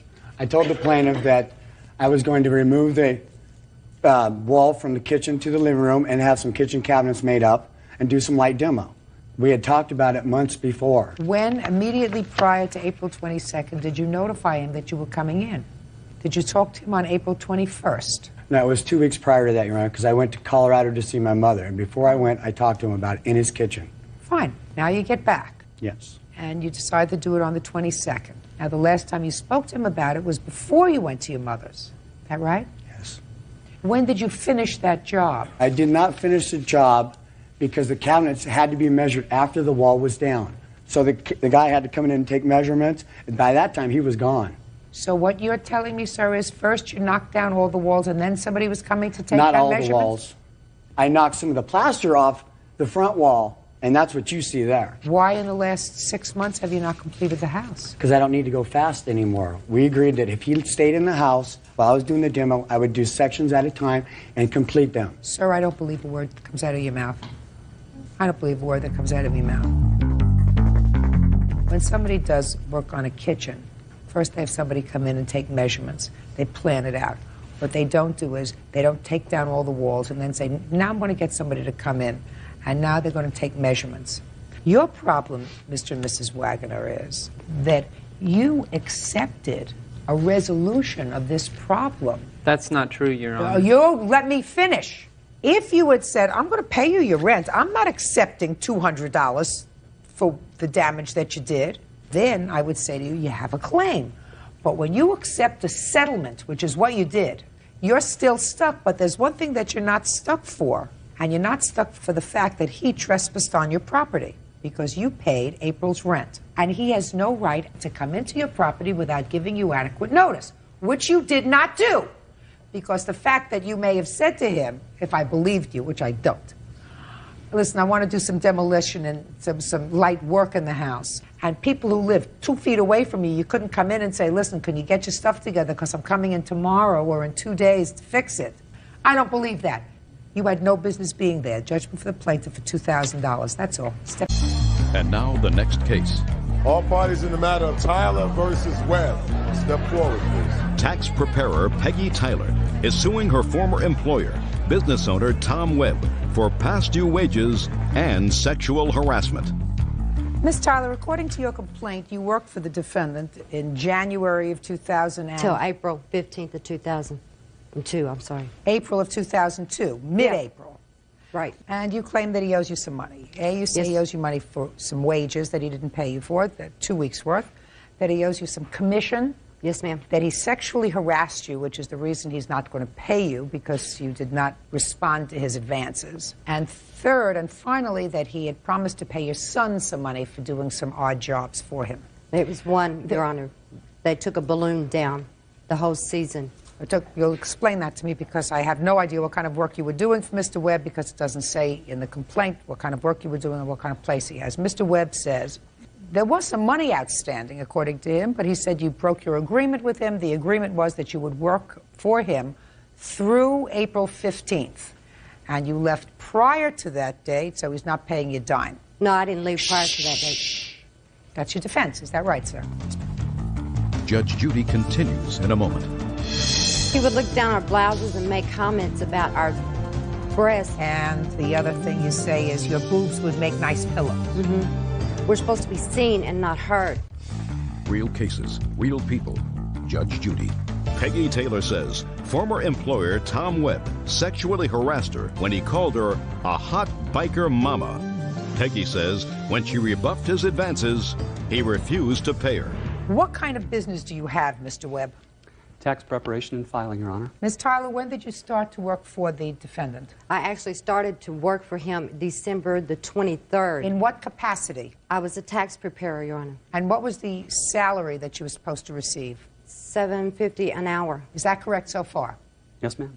Now, what about the commission part of it? When we got hired, everybody that got hired, we signed a paper and agreed to that if we quit or was fired before April the 15th, we would not get our commission.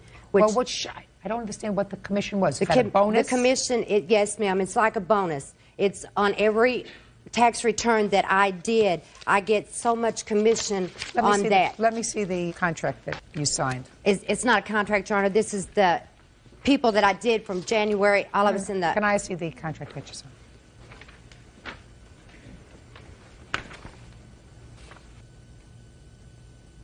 Okay. So according to this, you started to work for him on January 1st, 2002. And you worked for him until what date, Ms. Tyler? April the 15th at 9 p.m. And how much are you owed in salary? It's about $600. Did you pay her salary for the last 2 weeks she worked for you? The last pay period was actually about 8 days, and she did not receive that paycheck for those last 8 days, which Why would not? have been a gross of about $310, net of about $270. Ms. Tyler owed me $400. For what? From a loan I made to her February 1st. I'm not in the habit of loaning money to my employees, but she had a distinct need, a child who was very ill, who needed medicine, and if she didn't have that medicine, the child would either get very ill. Did you borrow money from him? Yes, I did. How much? It was $400. Did you pay him back? No, I did not. At the end of the tax season, when we went to the party, I had $200 in cash, Your Honor, and tried to give him that and ask him to bring the checks up there, and I was going to sign my other check over to him, which would have been well over the $400, but he did not want that. He asked me and my son to leave the commission party. Just a second. When do you claim she left your employ, sir? The last day that we have on record that she worked was April 13th. I have the daily time records from the last 2 days of the year, the 14th and 15th, and she did not work on those. Let me see. On the 15th, when I worked, Your Honor, Charlie is the one I called to the home office and asked him to clock me in. Well, was that your general practice? To have Yes, somebody ma'am. else clock you in? Yeah, we would either clock in on the computer and then we would call the home office and tell them what time we were in. And I worked from 9 a.m. or 9:30 that morning until 9 p.m. that night. That's when I turned my key over to B.J. Wade. What key are you talking about? To the office. All the employees had keys because on Sundays I worked by myself and I had to open the office. Well, B.J., that's you. B.J. Wade, is that you? Yes. Step up, please. You were in the office on that date, is that right? Yes. On the 14th? Yes. Was the plaintiff there on that day? Yes, she was. Are you still working there? No, I'm not. How long did you work there? The whole tax season. Did you January get paid? till April 15th. Did you get paid? Yes. You know a Michelle? Yes. Was Michelle there on the 14th? No. Yes, she was. Time in 5, time out 9. She was there. Real cases, real people. Judge Judy. Peggy Tyler says former boss Tom Webb refuses to pay her because she refused his sexual advances. How many people were you responsible for, madam? 6. Of the 6 people that you were responsible for, how many worked until the 15th?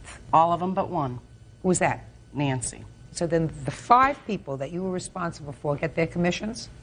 Yes. Could you explain to me why she did not?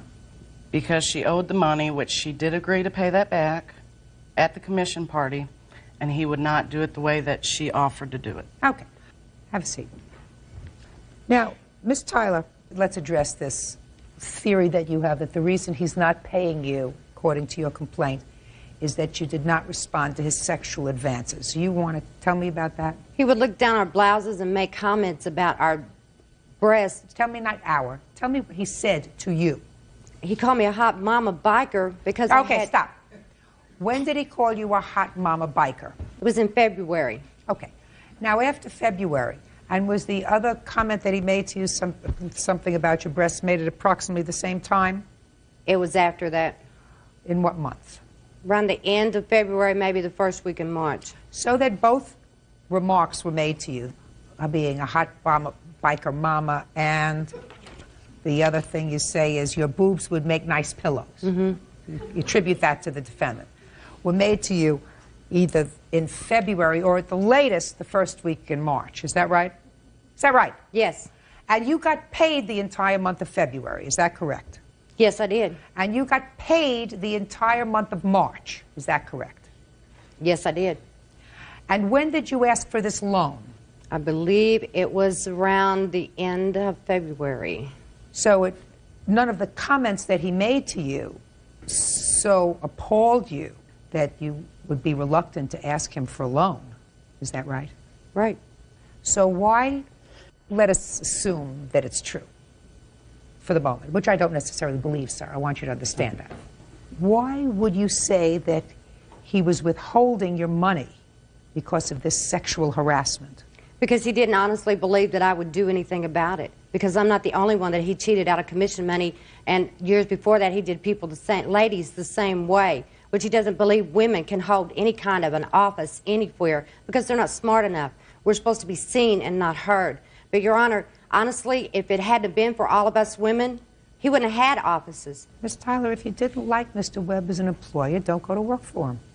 You owe him $400. Now, clearly, he owes you some money, too. He owes you for 8 days, which, according to him, comes to what in gross pay, sir? About $310.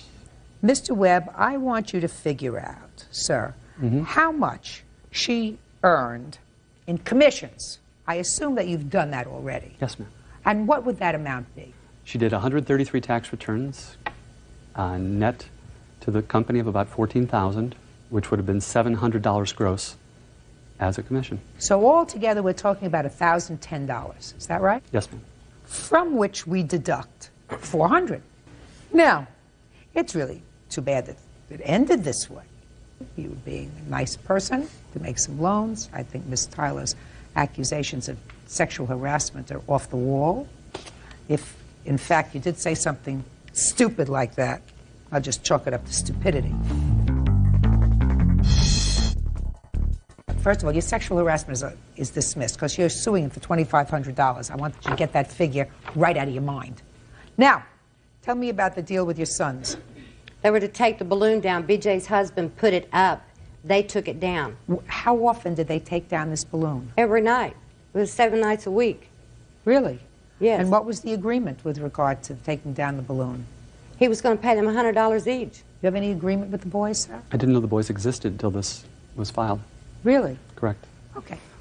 Who do you claim he made the agreement with? He made the agreement with my older son. He talked to him. Come, step up. Tell me your name. Jesse Tyler. Tell me when you first met Mr. Webb. I never met him before. I talked to him on the phone. Tell me about how it came to pass that you spoke to Mr. Webb on the phone. My mom told me that he wanted somebody to take the balloon down, and she told him that we could do it. Tell me what you had to do. It was out in front of the building, and we had to unplug it and let the air out of it and put it in the case and bring it in the building. Mr. Webb, who did you think took the balloon down? I was paying B.J. Wade and her husband, who took her to work and picked her up in the evening to do that. Really? Mm-hmm. Miss Wade, stand up. Yes. Were you supposed to put the balloon out and take it up? You were the office manager. My husband put it up every morning at 9 o'clock. Were you supposed to take it down? No. How much was he paid? It was like $8 extra on my check a week to take it down. And I don't have the stubs with me. I didn't bring them. Interesting. How did you know that it was this gentleman that you spoke to on the phone? She told me, my mom told me. Tell me how that came about. We talked to him. Tell me about that you talked to him. So far, I believe that your mother said to you, he wants you to take the balloon down, and he'll pay you for it, and he'll give you $100. I want you to tell me, and I want you to make sure you tell me the truth, because otherwise, you know, I'm unpleasant. You'll always trip yourself up if you lie. Do you know that? Mm-hmm. Did you ever speak to him on the phone? Yes. Tell me when, and tell me how that phone call came about. It was in the beginning of January, when the tax season started. Go ahead. And she answered the phone and told me that it was him, and I talked to him about it. So you got on the phone, and what did you say? I said that, what did you want me to talk about? You know, like that, you know. No, don't buy it. What? Don't buy it. I'm not convinced. I'm not convinced it wasn't her husband. I have to be satisfied that he had a contract with him. That doesn't mean... Well, they didn't put nothing in writing. No. Can't hire a 10-year-old. Did your husband also pick you up from work? Yes, but yes, he did. I did not work till Okay, closing. judgment for the plaintiff in the amount of $610, and that is for the wages and the commission that I believe you owe her, sir. Do you understand? Yes, I do. No sexual harassment and no balloon. That's all. Case number 106 on the calendar in the matter of Ward versus Price Ward. Parties have been sworn in, Judge. You may be seated. Mrs. Ward, the defendant is your son, and the co-defendant is his fiancée or girlfriend. You have children together, Yes, ma'am. Not together. I have a son and she has a daughter. but they live with you. Yes, ma'am. I've read your complaint very carefully, Mrs. Ward. This is your husband? Yes, ma'am. According to your complaint, you claim that your son assaulted you in his home and that his fiancée was present, and while there is no claim that she assaulted you, she did nothing to prevent it. Correct. I don't know why you're standing up as a plaintiff, just to give moral support to your wife, sir? Well, not only moral support, but I was there also because I wanted to stop the situation with my You boy. were there on the evening of this alleged Yes, I assault was. with your wife? Yes, I was. Why were you and your wife at your son's home? Okay, my wife had called my son up. She wanted to talk to him. This is through a prior conversation. She'd been trying to deal with him for a while. About what, Mrs. Ward? Go ahead. About the TV and the VCR. Tell me about the TV and the VCR. My son and his wife, Ben, were having problems. Sean had sold everything in his house. He didn't have a good job like he does now. I mean, he was doing work, piecework. Just a second. I read your complaint very carefully. Let me see if I can make this, Okay. because this is just a background to the story. Okay. Your son came to live with you for a while. Yes, ma'am. He was supposed to pay you rent, $50 a week. Right. He didn't pay you the rent. No, ma'am. I did pay. Okay. You claimed he didn't pay you the rent. And you said, when you move, you leave me the TV and the VCR for the rent. And then when he moved out, he took the TV and the VCR. Yes, ma'am.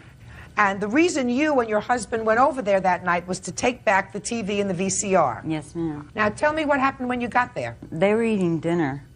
So we went in the living room while they was eating and watched TV. The children were there too, eating.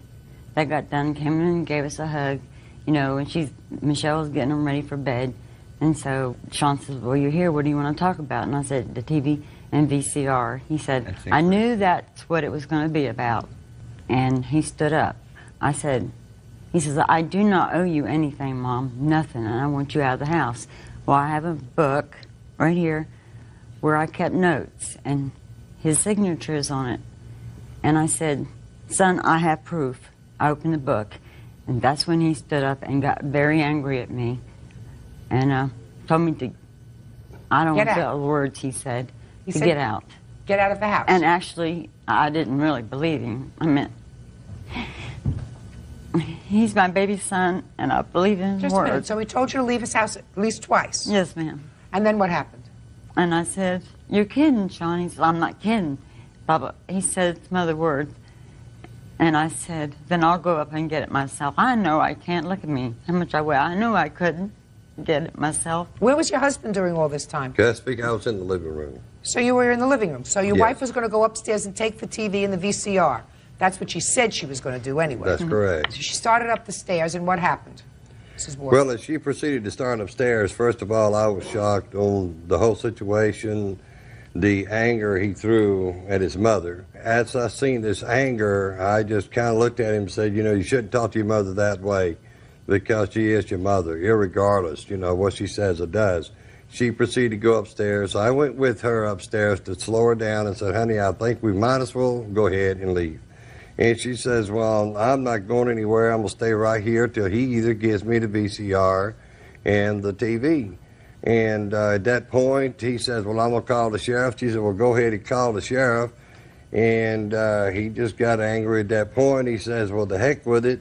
As I was proceeding to hold her back a little bit from proceeding upstairs, then he turned around and got angry and turned around and says, well, by God, I'll get her out. Then he jerked her off the step, holding onto the steps, threw her on his back. I told him, do not hurt your mother. He says, oh, I'm going to put her out if that's the only way I can get her out. Then I heard a big old thud in the living room, and I come running in there. She had hit the floor. I don't know if he dropped her or what happened. She was really hurt, and at that time she was speechless, she was shocked, and she says, I am going on my own. You don't need to manhandle me anymore. Incorrect. So he proceeded to pick her up by the arm, straight up, head on out the door, all the way to the car, slammed her into the car. She hit her head on the door as she went in. And at that time, he just said, this is where you're going to stay, get out of here. So that's as far as it went. Why I didn't do anything, people says, well, why didn't you get a pipe and hit him over the head? First of all, he's my son, and I do love him. I love my wife both. They're trying to make a choice so quickly, and I'm not really much of a match to go jumping ahead and start doing something to my son again to his house. So there's a lot of thoughts had to go through my head. And Was your wife drinking that day? No, she was not. She had anything to drink of an alcoholic nature. Just No, make sure. She doesn't. She don't drink. She might drink a little something. It wasn't alcohol. that Okay, had so anything to do with this was not alcohol related. She was in total control of her senses It was drug when she induced. came to your house. Is that right? Drug-induced, not alcohol. Judge Judy continues in a moment. That was part of the deal. Deal, Schmiel, listen to me. I gave him a place to live, Your Honor. Big deal. He's your child. And later today, The relationship was quite expensive. He gave me a promise ring. She was constantly asking for money. He promised to marry me. I felt that I was being taken advantage of, literally. real cases, real people. Judge Judy. Donna Ward says her son, Sean Ward, assaulted her while she was visiting his home. Sean says his mother was belligerent and refused to leave. You take prescription medication? Yes, ma'am, I do. Now, you have photographs of your injuries? Yes, ma'am. I'd like to see them.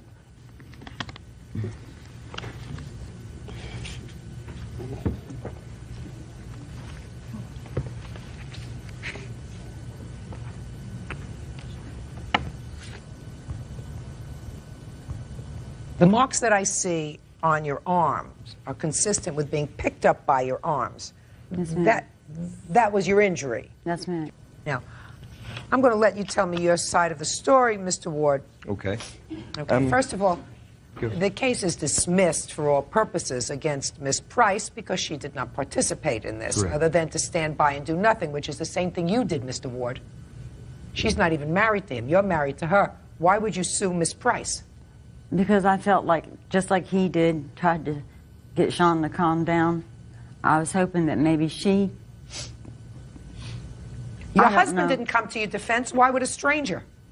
Not for me, for her husband. I thought maybe she would ask Sean to stop. I mean...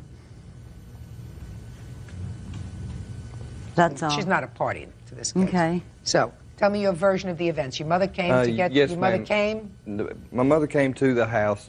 I had paid them $100 a week instead of the $50 that she was agreed on to pay. So therefore, she knew the TV was paid for. She let me take it on wheel out the house. The only reason that I had any confrontation with her at all, because both my 5- and 6-year-old kids were standing in the living room, that she had asked for them to be present. I thought maybe she had a health problem that she was getting ready to tell us about. And when she did come up with that situation, I did get angry, but I did stand up and ask them both to leave. I opened both the doors, and I said, well, y'all need to leave. And I might have said it a little meaner, to get out of my house. Right. They would not leave. Ultimately, you picked her up and put her out of the house. Yes, ma'am, I picked her up And off that's the what steps. and that's what the marks are on her arm. That possibly could be. All right. This part of the case is pretty easy. Mr. and Mrs. Ward, you are not entitled to any damages. You entered his home with his permission. Exactly. Then he asked you to leave. You refused to leave. At that point, you are trespassing on his property. He asked you to leave again. You still would not leave. The law permits him, as I'm sure the judge told you in court when you were there on the criminal case, that he has the right to use reasonable force. Can't shoot you. He can't stab you. But he can physically take you and move you out of his property, which is exactly what he did. Now, the fact that I don't understand why you are there trying, if your son is finally back on his feet, and he's now got a good job, and he's got a home, and he's got 2 kids that he's taking care of, why in the world you would make a big deal out of a television set and an old VCR, I haven't a clue. But I'm not going into that. Okay. Because there's no logical reason why you would go to his house and create a scene with 2 children there to get back a TV and a VCR that you think was owed to you for rent? I did not. I let the children go upstairs. I've asked him without the children being around. I don't know why you would ask for it at all. Because, ma'am, that was part of the deal. It showed Deal? Schmeal, listen to me. I gave him a place to live, Your Honor. Big deal. He's your child. I know, and I'm his mom. I did not want to do this. Well, you shouldn't have done Sean knows in his heart that he said, I believed in his word. And Mrs. Ward, yes, ma'am. How many children do you have? I have 7. If your child has not been doing well for a while, as you said he hasn't been, he'd been in and out of your house, and he was finally, according to you, finally got a good job and back on his feet, what mother in her right mind would say, now I'm going to take the television set that you watch and the VCR that you watch or that the children watch in their room? There's no excuse. You could talk from today till tomorrow. I have children. I know. And for $250, you went to the house to make a scene? No, ma'am, I did not intend to make any kind of Of course scene. you did. Because No, once ma'am. he said to you, I'm here for the TV and the VCR, and he said, I don't want to talk about it now, only please started leave. Then you decided to go upstairs and you said, I'm going to take it myself. That's creating a scene. I didn't think that I was very smart, Your Honor. Oh, fine. But he had Good. gotten a big, huge television. And I figured that he knew we were down. That TV would have helped us. We were down and there was nobody helping us. Stop it. Your children aren't supposed to help you. You're supposed to help them. Real cases, real people. Judge Judy.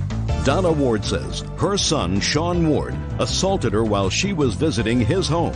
Sean says his mother was belligerent and refused to leave. You were arrested for assault, Yes, ma'am. and those charges were dismissed. Yes, ma'am.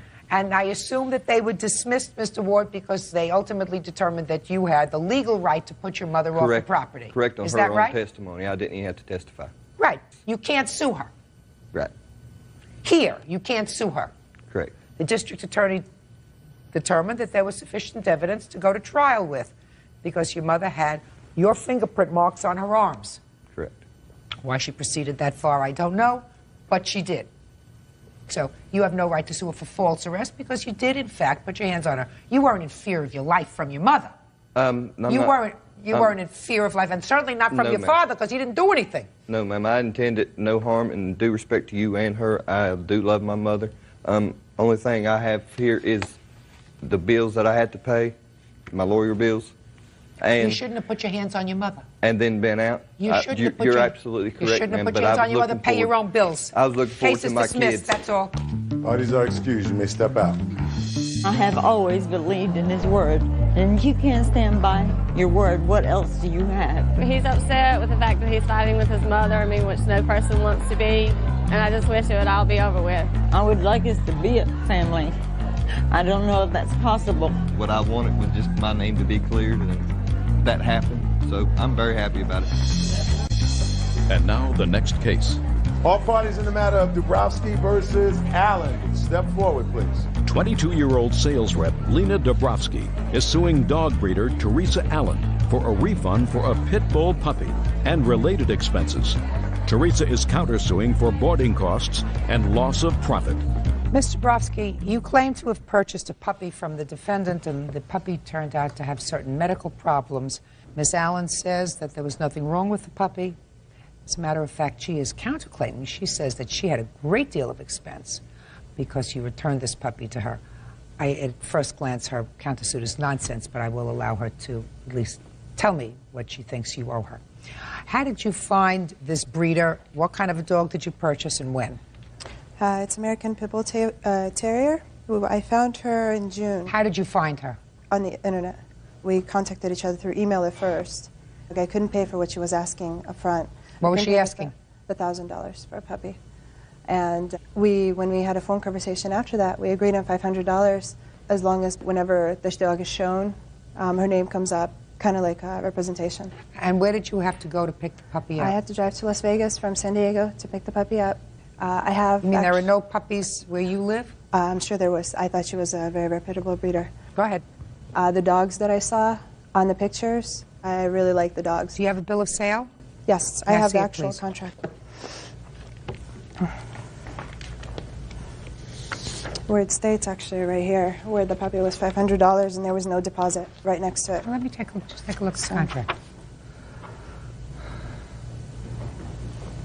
You picked up this puppy on the 2nd of March? Yes, 2nd of March. Okay, and when did you take the puppy to the vet? To the vet, I took it on, that's the first vet appointment was on the 6th.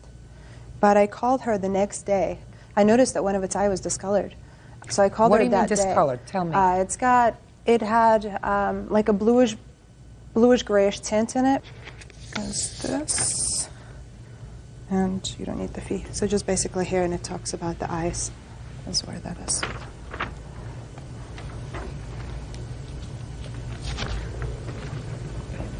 Under the examination report, this veterinarian indicates under the eyes there is a discharge, trouble with vision, abnormalities. Now, did you call her and let her know what the results of this examination were? Yes, I did. And what did she say to you? And she said that basically I have to take it because that vet didn't know, and there's no way that that's happening with the dog. I have to take it to an ophthalmologist because. And did you take it to an ophthalmologist? I just end up taking it to an ophthalmologist. Can I see the report from the Definitely. ophthalmologist?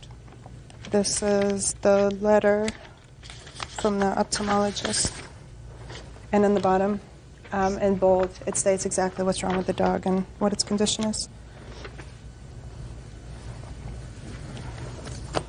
So after you got this from the ophthalmologist, what did you do? In order to avoid the shipping cost, we agreed that if I was to take it to an ophthalmologist and pay the $65 fee, her husband was going to be down in Riverside in April. I would drive up to Riverside, which would be a lot shorter for me, and just give him the dog then. Excuse me, Your Honor. That was not the whole agreement. Well, what was the agreement? Well, first off, she threatened me on the phone throughout the whole conversation. She's not finished yet. Then you'll have your turn, unless you can give me a swift. That was not our agreement. Our agreement was... The agreement was that if I went to the show, that we would take the dog out there at the time when we went to the dog show. So you did have an agreement that you would pick up the dog if you went out to a dog show? If we went to the dog show, yes, And you didn't go to the dog show. Is that what you're telling me? No, we didn't go to the dog show on that dog show. Oh, okay. So you spent $65 for the vet. I spent $65. And how much did you spend to send the dog back because they didn't go to the dog show? $138.87, and I have the receipt for that as well. Go ahead. And she also told me that I had to take it to get its shots, and that was another $30.95, and that already happened March 14th, and I have the receipts for that as well. Okay, and $500 for the puppy. Right. Okay, now I'll hear you, Miss Allen. Ma'am, I do have a copy of the breed standard for UKC.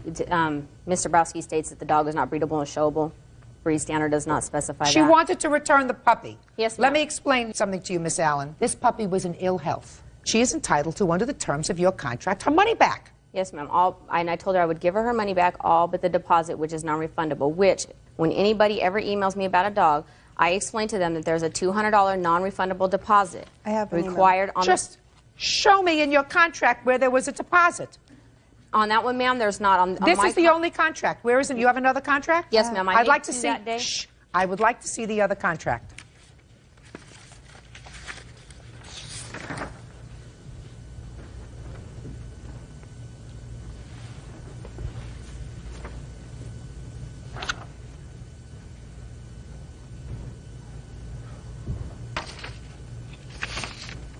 Have the plaintiff write her name 3 times on this piece. I want you to look at this, and I want you to tell me whether this is your signature. This is the contract that the defendant says plaintiff signed, which indicates that there was a $200 deposit. Is that your signature? That does not look like my signature, no. It sure doesn't to me. You know what? I don't do the K's and the Y's like that, no. My SKY is never like that. It's not her signature. You wrote this yourself. Give this back to her. She wrote it herself. It's not her signature as it appears on the complaint. It's not her signature as it appears in her writing exemplar. This is her signature, 213. No deposit. Price for puppy, $500. No deposit. What are you, a Swiftie? I mean, No, what's ma'am, wrong with that's you? her signature, ma'am. No, it isn't. No, it isn't. It's not her signature. You're a business person. You say, return the dog to me pursuant to our contract, and I'm going to send you your money back, or you can come and pick out another puppy. And, ma'am, I did that except for the deposit, which was There was non-refundable. no deposit. You're a Swiftie. No, ma'am. Not in the contract. Not in the contract that I see. She didn't do this contract over again. This is the same contract. I printed out 2 copies that day, ma'am, and she signed both of the copies in front of me. No. One says deposit 0. Yes, ma'am, and because I messed up on both the contracts, on the first one that she signed, ma'am, I did not put the deposit. When I printed out the second one, I made sure that I did that right. But she didn't sign her name. You did. No, ma'am. Or your husband did, or your friend. No, the signatures are totally different. Totally, completely different. The contract, however, does say that the return of the dog is at your expense. Okay. You understand that? Yes. So you are entitled to $500, which is the cost of your puppy, $65 that you paid for the doctor. It's another $30 to have shots, right? Because she told you to have shots. Right. Judgment for the plaintiff in the amount of $600. That's all. And now the next case. All parties in the matter of Leonard versus Norris. Step forward, please. 23-year-old bartender Amanda Leonard is suing her boyfriend's estranged wife, 22-year-old market research analyst Jennifer Norris, for harassment. Miss Leonard, you are in the process of dating the defendant's present husband, soon to be her ex-husband, and it is your claim that the defendant has been harassing you. 30 seconds or less. Tell me how she's harassing you. Yes, ma'am. It started a long time ago. After they broke up, she cheated on her husband and moved to Reno before we ever started dating. I have a tape, I have an audio tape of the very last message she left me after I had told her that I had already made a police report on her. She's still... Fine, I'll hear it.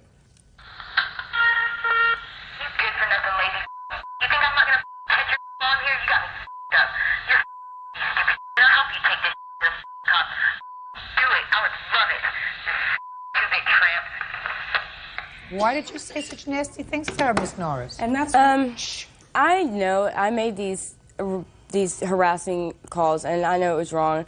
Why didn't you acknowledge that when you filed your answer in this case, Miss Norris? I was very, very angry. Why were you angry? She was my friend, and I kept telling her, you know, I feel like Travis is cheating on me. I feel like something's going on with somebody else. And I never told her that I thought it was her because I didn't want to make her feel awkward, you know. And then it was her.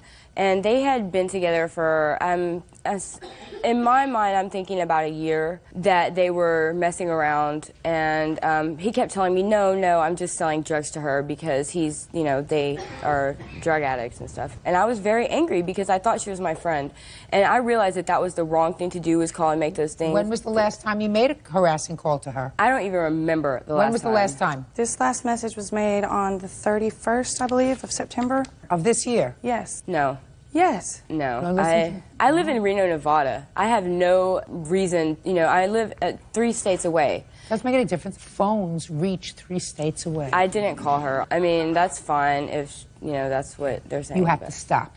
I have. Do you understand? Yes, ma'am. You have to stop. Yes, ma'am. It's finished. Yes, I realize that. Over. I realize that. What else? She also threatened my family. She threatened my mother. She threatened all of my friends. She threatened to put antifreeze in my dog's food bowl. She threatened to key my car and slash my tires. Did she do any of those things? She didn't do any of those things. Good. And she's not going to do any of those things, so she's not going to call you anymore. So I want you to be happy in your new life. I am. She's not going to bother you anymore. You don't bother her anymore. They're going to get a divorce when? January 17th. But I have a question. We are not legally separated. There's no paperwork. And I can call over there to speak to my husband. No, I have don't the call. right to. Listen to me. What do you want to talk to him about? Do A you have divorce. Children? Just a minute. Do you have children together? No. Do you have a lawyer?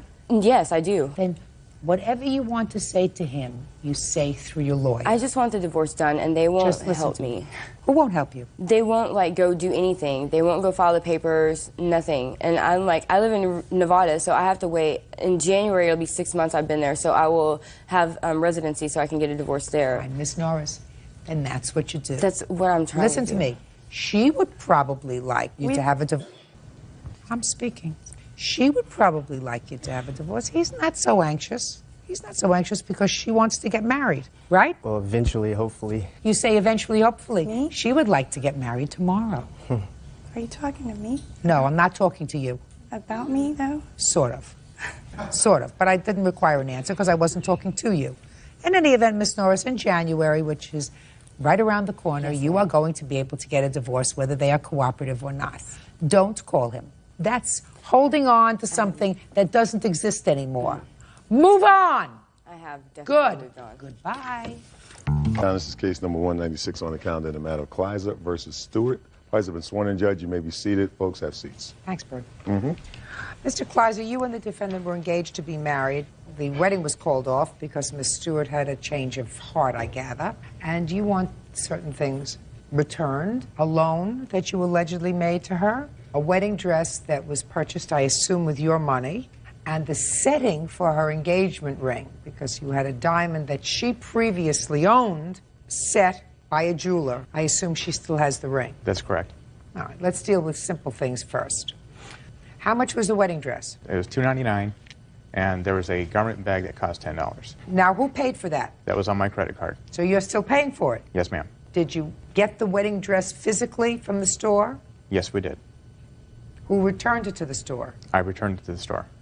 Is that what you wanted him to do, return it to the store? Yeah, he took it. He said he wanted it back, and he was going to return it for credit. And he wanted me to take the credit. But that sounds right. I didn't return it. He took it back. Well, what were you going to do with it? I wasn't going to do anything with it. I wanted him to take it back. Fine, then you have to pay for it. The wedding dress is your responsibility. If you changed your mind, there was certainly, if he had gotten it to...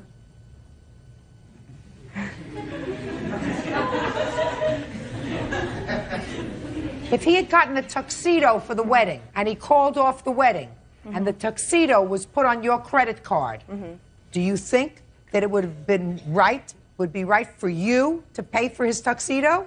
Well, if I kept the dress, I could understand that I would need to pay No, for you're not going to keep the dress. You're going to get a credit. So the next time you decide to get married, you can go and buy a new dress and pick out a new dress at the same place where you picked out this dress. Okay, but I Do you have understand? I have no what? plans to get married, so I Well, I don't want to explain need it. something to you. Does the place that make wedding dresses also make tuxedos? I don't know. What do you mean you don't know? Don't be coy with me. They do. They make wedding dresses and bridesmaids' dresses and mother of the bride's dresses. So the likelihood of him getting married in a bridal dress are much less likely than you're getting married again and choosing another wedding dress. That be reasonable? You owe him $309. Now, let's take care of the setting on the ring. She used her own diamond. Is there any reason why you didn't buy her a diamond? She offered to put it into a wedding band. That way it would save some money. Fine. Well, that sounds like a very good idea. And you paid how much for that? $250 for the ring, and then for the labor to set it, it was $50. Where's the ring? I didn't bring it with me. Fine. This is what I want you to do. Take the diamond out of the ring and give him back the gold in 5 days. You owe him $309. I'm taking off $25 because the most somebody's going to charge you to take out the stone is $25. Okay. Now, so then do I get that credit for the bridal store, the $300 credit? Oh, yeah, he's going to give you the credit. You understand that? Yes, ma'am. You have it with you? I have it right here. Perfect. Give it to her. There it is. So now we're easy with that. Take care of those two things. Wedding dress and setting. Now let's get to the loan. Talk to me. She had asked me to put a computer on my credit card. The credit card was Best Buy. They had no interest. Were you living together or just... We were just dating at the time. Okay, go ahead. There was also a camera put on the same thing. She didn't have the credit herself, so I put it all on the Camera same. for? She wanted a Canon camera. It was also with no interest financing. It was something she wanted. So I put everything on the credit card, and we had agreed on a certain amount to pay off every month. No, tell me about it. Agreement was... Look at me. Every month, she would make payments basically on the 15th of each month. The total amount would be about $130. She made one payment in March. Everything sort of happened with the wedding being called off, and that sort of put an end to all that, and then she decided that everything was just basically a gift. Now, you see how quiet you've been? Let's hear about the computer. Okay, the computer, I had a little laptop computer that wasn't compatible with any of the printers because the UB... Don't tell me about computers and things that they exchange back and forth. I don't understand that. He had said that I should get a new computer, and I told him I couldn't afford a new computer. I was going to school. And so he had been looking at the Best Buy ads, and he said right now that there was zero financing, and he had purchased a TV, I believe, at the zero financing, and he said we should go look at them. And so we went and looked at them, and they were, they had good deals on them, but I couldn't afford it, and he knew that. I told him I couldn't afford it. I'm a single mom. I'm going to school, and he said, don't worry about it. Judge Judy continues in a moment. Maybe she doesn't want your ring. That's up to her. Oh, no, it's up to me. That's why you brought me the case. And later today, the phone rings, and I pick it up, and she goes, well, I was just letting you know that if you call my woman again, I'm going to F you up. And it was her girlfriend, Tony, calling. real cases, real people. Judge Judy. Keith Kleiser says ex-fiancée Katara Stewart owes for her engagement ring, wedding dress, and an unpaid loan. What about the camera? I needed a camera for a photography class that we were doing, and he had brought that home to his house and gave it to me as a gift. He handed it in the box, and he said, he gave it to me and said, have fun with this. Did you pick out the camera? No, I was not with him when he got the camera. He brought it, I was waiting at his house. Now, what's this $118 payment that you made to him? That was actually for insurance, because I was borrowing his car, and I told him that I would make the insurance payment, and that was an insurance payment. It wasn't any payment for a computer or camera. It was for He wants the to show me something that's different. Let me see what you have, sir. I've got a breakdown of everything, how it became, what the payment was. The camera was included. All right, all I want to see is it. I don't want to see what you wrote out here. I thought you had a. There is I thought you had a check there for it. That is my check. When was the stuff purchased? March 3rd? March 3rd. Both the computer and the camera were purchased on March 3rd? The camera was purchased in January. It was originally intended to be a gift. She told me that she couldn't accept a gift of this magnitude. It was just too much, and she wanted to make payments. Get a life. Give that back to him. Give it back to him, Bird. Just cooked his own goose. All right, so the camera was in January, and it was originally purchased as a gift, but then she said, I can't take it because it's too expensive to give. Is that what you're telling me? That is correct. Sir, get a life. Get a life. You lie once, you don't get a second chance. You're getting back the setting for your ring and $284. You've given her the credit for $309, which she now has. Okay? But you are entitled to that money so that you can put it back into your bank and you can pay off your credit card bill. But I've deducted $25 from that wedding dress so that she can go to a jeweler and have the jeweler take out the stone and return the setting to you so that you can go and sell the gold. Do you understand what I've done? There's no need to do that. Why? Really, to take the diamond out of a ring, there's really no point in doing that. It doesn't mean no good. Well, what did you want?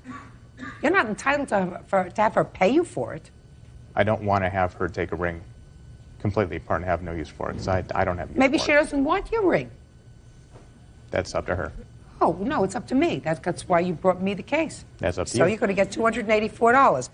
$309 less $25. That's judgment for the plaintiff. With regard to the other things, I find they were, in fact, gifts. That's all. Parties are excused. You may step out. He was very unreasonable about trying to settle anything. I had a buyer for the computer. I was all set to go. She refused to give it back. When people get hurt, you can't try and get money back. It didn't have to go this far. It really didn't. It just wasn't there to get married. For the amount of $5,000 as requested. That's all. This is case number 56 on the calendar in the matter of Ellison versus West. Parties have been sworn in, Judge. You may be seated. Folks, have seats, please. Miss Ellison, you and Miss West were friends. Yes. Your complaint states that you had an argument over something. The children. And subsequently, you were receiving some harassing calls. You decided that you needed some protection, so you got a dog. Yes. It is your claim that the defendant, in retaliation for something, enticed the dog onto her property and subsequently adopted the dog. You want the dog returned to you? Correct. Or its value? Yes. Okay. How long have you lived in the same neighborhood? About 1.5 years, 2 years. Is that how you know her, from the neighborhood? Yes. When did you get the dog? The 15th of March. Where did you get the dog?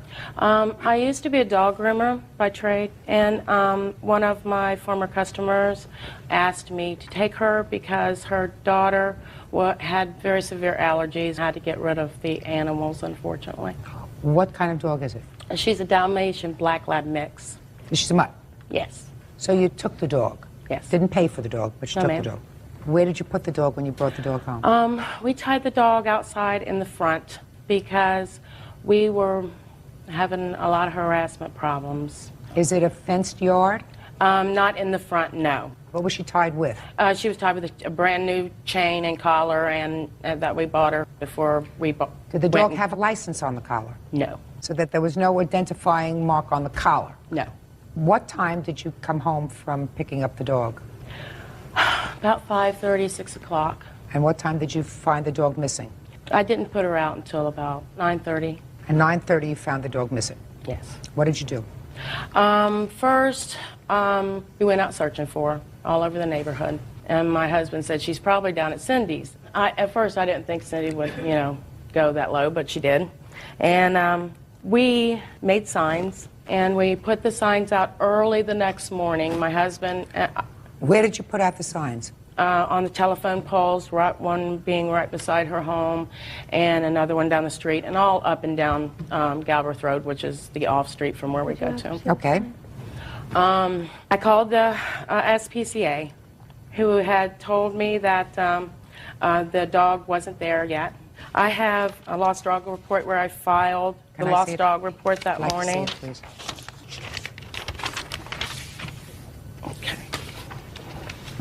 I also got a copy of the sheltered animal report. When I went to go to the SPCA on the first day, the very next morning at 10 o'clock, the animal was not there yet. It wasn't until 1:35 until the animal was picked up by Cindy. She called the SPCA. Sure, we'll get to her in a second. Okay, now how did you find out the dog was with Miss West? My daughter went to a local pharmacy around the corner from where we live, which views the backyard of Mrs. West's home. She came in crying, saying that Lacey was in Cindy's backyard. So we went back in the back alley. When was this? How many days that later? was a week. It was on the 28th. Okay. I said, okay, let's go make sure, Ripley. I said, because, we want to make sure before we call the police. Okay, so the answer is, was your dog, and did you call the police? Yes, ma'am, we did. Called the police, you went to her home with the police? Yes, ma'am, we did. And she showed the police the adoption papers because she had since adopted this dog? Yes, ma'am. Okay. Ms. West, when did you find this dog? On the evening of the 15th, had to be about 11:30 at night. It was running freely through the neighborhood. I have a videotape where this dog ran in an hour and 15 minutes. It ran 17 times through my yard. Why would you videotape this dog? I have a security camera on my house because this woman continually harasses me. Is it on all the time? Yes. Go ahead. And I called the SPCA. It was running out in the street, back and forth in the yard. And I opened the door and I said, "Hey, puppy," and the dog walked right in my house. Then I believe it was Monday. I had called to see if the owner had claimed the dog, and they said that no one had called for the dog, and I went down to see her. Owner has 5 days to claim. I waited 6, and then I went with my son and adopted the dog. Did you see any signs that Miss Ellison put up in your neighborhood? No, that's a complete lie. You didn't see? No, No. I don't know whether it's a complete Well, lie or I didn't not. see any. The answer is you did not see No, any I didn't see signs. any. Okay. Now let's get to your counterclaim for a minute. Okay. Your counterclaim is that the plaintiff vindictively called Protective Services, uncross your arms, called Protective Services and said things about you with regard to your children, causing your children to be removed from your custody for over 3 weeks. Yes, ma'am. All right, so I'd like you to tell me about that because that's your counterclaim. Yes. In the period when we were friends, there were several times that she stipulated to me that no matter what happened, not to call 241 Kids because she runs a very filthy household.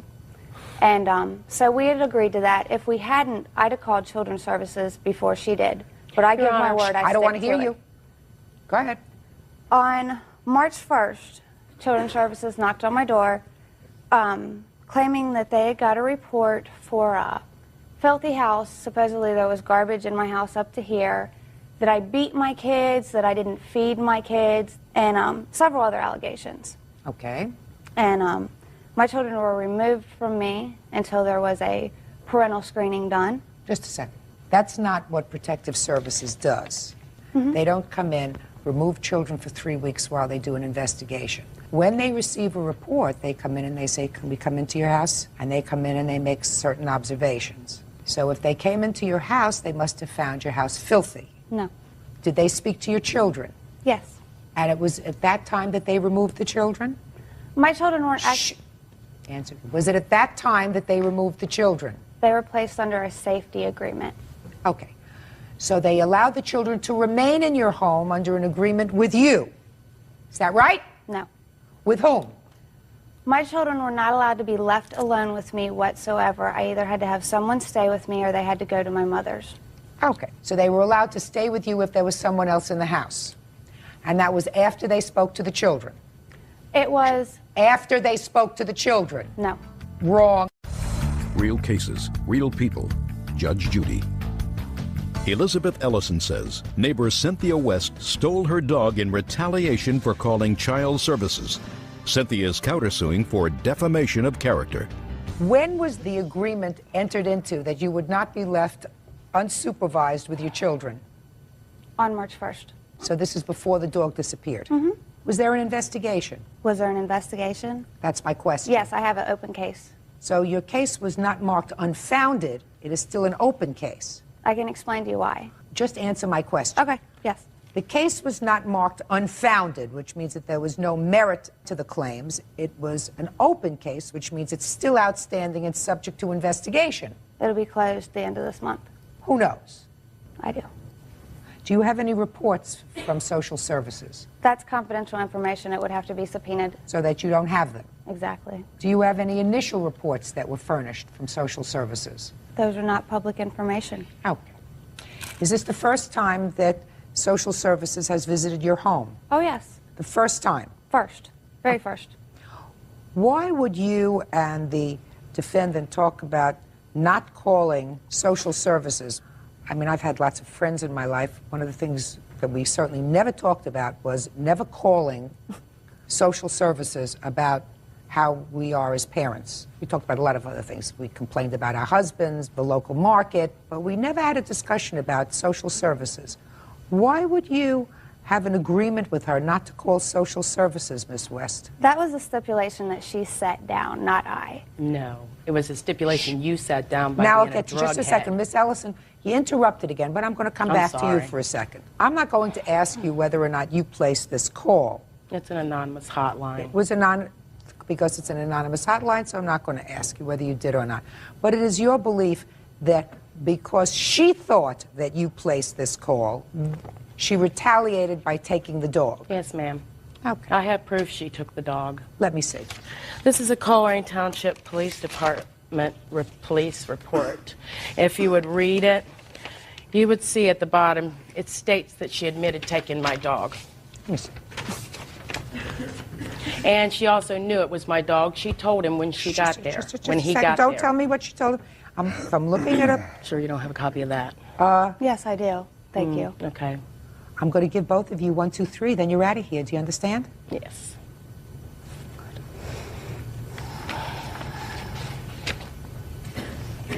Did social services come to visit your house? Yes, ma'am. I have a copy of my... Can I see it, please? Human resource. Because I thing. see that after she believed you You called can on also, her. yes, she did. She called called on on you. me. All right.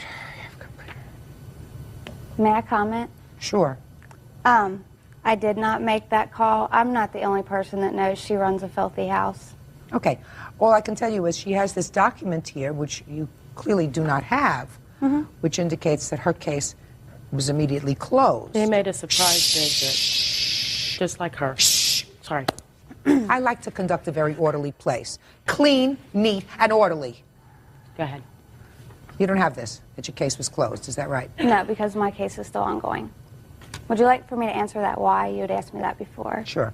The reason my case is ongoing, part of the social interaction with her and I, we'd smoked marijuana together. I was a recreational user. She That's gets a high lie, all Judge. day, I don't every want to day. hear. That's what... Shh, shh. Listen to me. Case closed. Case still open. That's the objective fact. Because I admitted to my recreational use is the only reason I have an open case. Because they caught you at the door, you and that Nicole, your listen. witness, smoking a joint. Listen to me. And you know what Don't- happens in my house, huh? What? You don't Sorry. understand? You're going to both be out of here. Well, Miss West, Police officer attributes the following to you. She stated that Miss Ellison had her kids taken away, but all she did was take away her dog, Miss Ellison's dog. So she, quote, went pretty light on her. That's what you told the police. Can I respond? Yeah, the police don't lie. Well, no, I'm not going to lie. Shh. You don't get it. Yes, I'm waiting for you to respond. Okay. This was after she had come to my backyard and was cussing and hollering that I had her dog. That was the first point at which I was aware that this dog had previously belonged to her. And I did tell them that, but like I said, it was after that she had pointed out to me, you have my dog, and a few other explicit words mixed in there. But she had pointed that out to me. So at that point, I did know that it was her dog. But that was the first time that I had knowledge of that. Who knows? Okay. Nobody tapes the dog in a video yard. Listen to me. Listen to me. I want you to be quiet. Okay, you're right. I'm sorry. I have several things to consider. Right now, the dog has been with you for quite some time. Dog is integrated into your household? Yes. And you, I assume, take good care of this dog? Yes. Good. No. I don't want to hear from you yet. I'm primarily concerned about the dog, the children involved. Right now, she is the legal owner of that dog, and your lawsuit wants either the return of the dog or the value thereof, which you place at $500. Quiet. That's what your lawsuit says. The lawsuit is for, the $500 is for harassment. We would like to have the dog back. That's all we've ever wanted. What I'm telling you is, she is now the legal owner of this dog, and I have to make a judgment as to how I'm going to resolve your lawsuit. I believe that there is a substantial possibility that Miss West did, in fact, come to your property, unchain the dog, and take the dog. That is a possibility. It is also a possibility that the dog got free. I agree. And was, in fact, roaming around. What she did was she did not secrete the dog. She brought the dog to the ASPCA immediately. You had an obligation to be vigilant and you could go to the ASPCA every day to see if the dog was there. The dog, I'm speaking. Every day. I don't care, call. I'm speaking. You had an opportunity to go to the ASPCA every day for day 1, 2, 3, 4, 5. Look for your dog. You did not do that. So put your hand down. So since the dog has been in her custody, you had an opportunity to go and pick up your dog. You did not do that. She did not hide the dog. And there is, again, that possibility that your dog did, in fact, get out. Just get out. She probably knew it was your dog. Not sure, but I don't indulge myself in potentials or possibilities. I'm speaking. So I am awarding you $500. Even though you did not pay for this dog, I believe that Miss West knew or should have known that this was your dog and that there was a bit of retaliation in her keeping the dog and not calling you and letting you know that she had found the dog, and that there was something sneaky about the way she went about going there and legally adopting the dog. But she has legally adopted the dog. The dog is hers. It has been with her and her family for a long time. Now, Miss West, I'm going to get to your counterclaim, which I am dismissing. What state do you live in? Ohio. The state of Ohio does not remove children from their home without cause for 3 weeks without taking a parent to court. Period.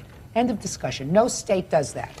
The state may say, I'm going to give you a warning, clean up your house, but if the state of Ohio is still part of this union, there are certain due process rights that you have. And if your children were removed from your home, as you state in your claim, as a result of what is an anonymous call, and it may well have been Miss Ellison who called. May well have been. But it doesn't make any difference. She did not remove the children from your home. The state removed the children from your home, which means that they found some cause to remove the children from your home. Since you do not have the paperwork to show me what the cause was, I have to assume. I do have. Well, you do have now. Swell. I do have the paper for the safety agreement. I do not have the letter that she has. I left that at home. I don't want to hear the letter for the safety agreement. I want a report from the state indicating why they removed the children from your home. This is what this is. Well, I'll take a look at it. That Your doesn't Honor. look like, I don't want to hear from you. You're finished. Okay, no problem. Well, they clearly found you using drugs.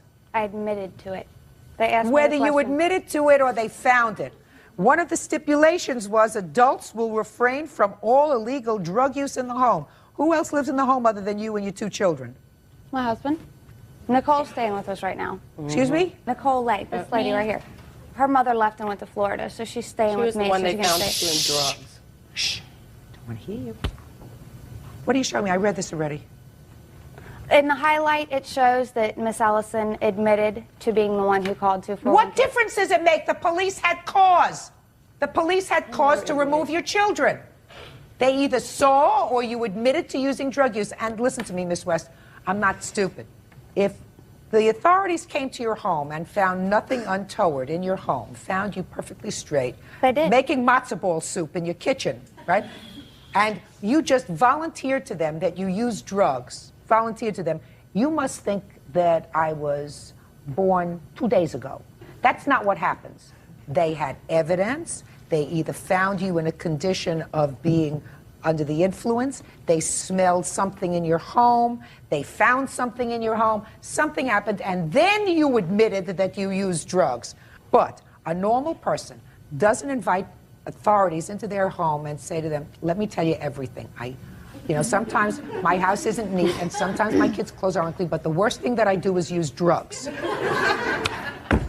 We understand each other. Your counterclaims dismissed. Judgment for the plaintiff in the amount of $500. That's He, the phony, would not blame another hairdresser for what he did. And now the next case. All parties in the matter of Ackerman versus Peart. Step forward, please. 44-year-old accounts receivable clerk Ruth Ackerman and her daughter, 18-year-old Crystal, are suing Crystal's half-sister, 24-year-old office manager Melissa Peart, and her husband, Tyson Peart. Crystal says Melissa won't return her furniture. What's your first name? Crystal? Crystal, this is your sister. Yes. You're the mother. Yes. You're the husband. Yes. Hers. According to your complaint, there came a time that for some reason you moved into your sister's home with her husband. Had she been living with you before? My daughter? Yes. How old were you? I was 17 at the time. Oh, sorry, 18 in November. I just turned 18. Why did you go and live with your sister? I was living at a drug home at the time with my friends, and she suggested that would be the best place for me to be. In a drug home? Friends using drugs. How long had you been living there? For about a month and a half. Where'd you live before that? With my mother. Why did you move out of your mother's home? Because I was a rebellious teen. So your sister did a nice thing. She said, come and live with me. Yes. You lived there from November of 2000 until when? To February. And then she told you to leave? Yes. Why? Well, we weren't getting along the end of the last month in February and January. Weren't getting along. She did kick me out about 5 different times. Were you breaking the rules? Yes. This lawsuit says that when you left 2 things there. One was a chest and your bed. Correct. And you want those things back or their value. Your sister says she held on to them for about 6 months and then got rid of them, right? Mm-hmm. Where did you go after you left your sister's house? I moved in with a friend into an apartment. Why didn't you take your chest and your bed? We couldn't fit it in. Did you tell your sister that? Yes. What did she say? She didn't say anything. She was very silent towards me. You were angry with her? I was, Your Honor. I gave her 7 days to move her stuff out. And this chest and bed, were they in a room that you needed? Yes, they were. She doesn't have to keep your stuff forever. A couple times I was trying to make arrangements with my friends to get a truck to go in there and get my stuff out. Unfortunately, I have no truck. I have a little car, can't fit a bed and cedar chest on top of it. When did you sell it? June. Who did you sell it to? I sold it to a coworker of my husband's and to a friend. Okay, how much did you get for it? Total together, I got 110. Now, your daughter moved out in February. Mm-hmm. Did you call your other daughter in February or March and say, I'm going to come and pick up this bed? No, we didn't. Why not? We actually did tell Crystal that she could store the stuff at our house. We kept telling her to go get the stuff. And she didn't? And she did not go get the stuff. When you moved in with your sister, you lived there for November, December, January, 3 months. Did she support you? Yes. You weren't working? No, I was looking for a job. I had a job when I was living there, and I did lose the job. So your sister took care of you? Yes. So why would you want to sue her? I just want my stuff back. She doesn't have it. Well, I want what she sold. That's my bed, my cedar chest. My cedar chest means a lot. I got it for my 16th birthday from my parents. I mean, Oh, she sold both things. it's valuable stuff to me. She doesn't have them.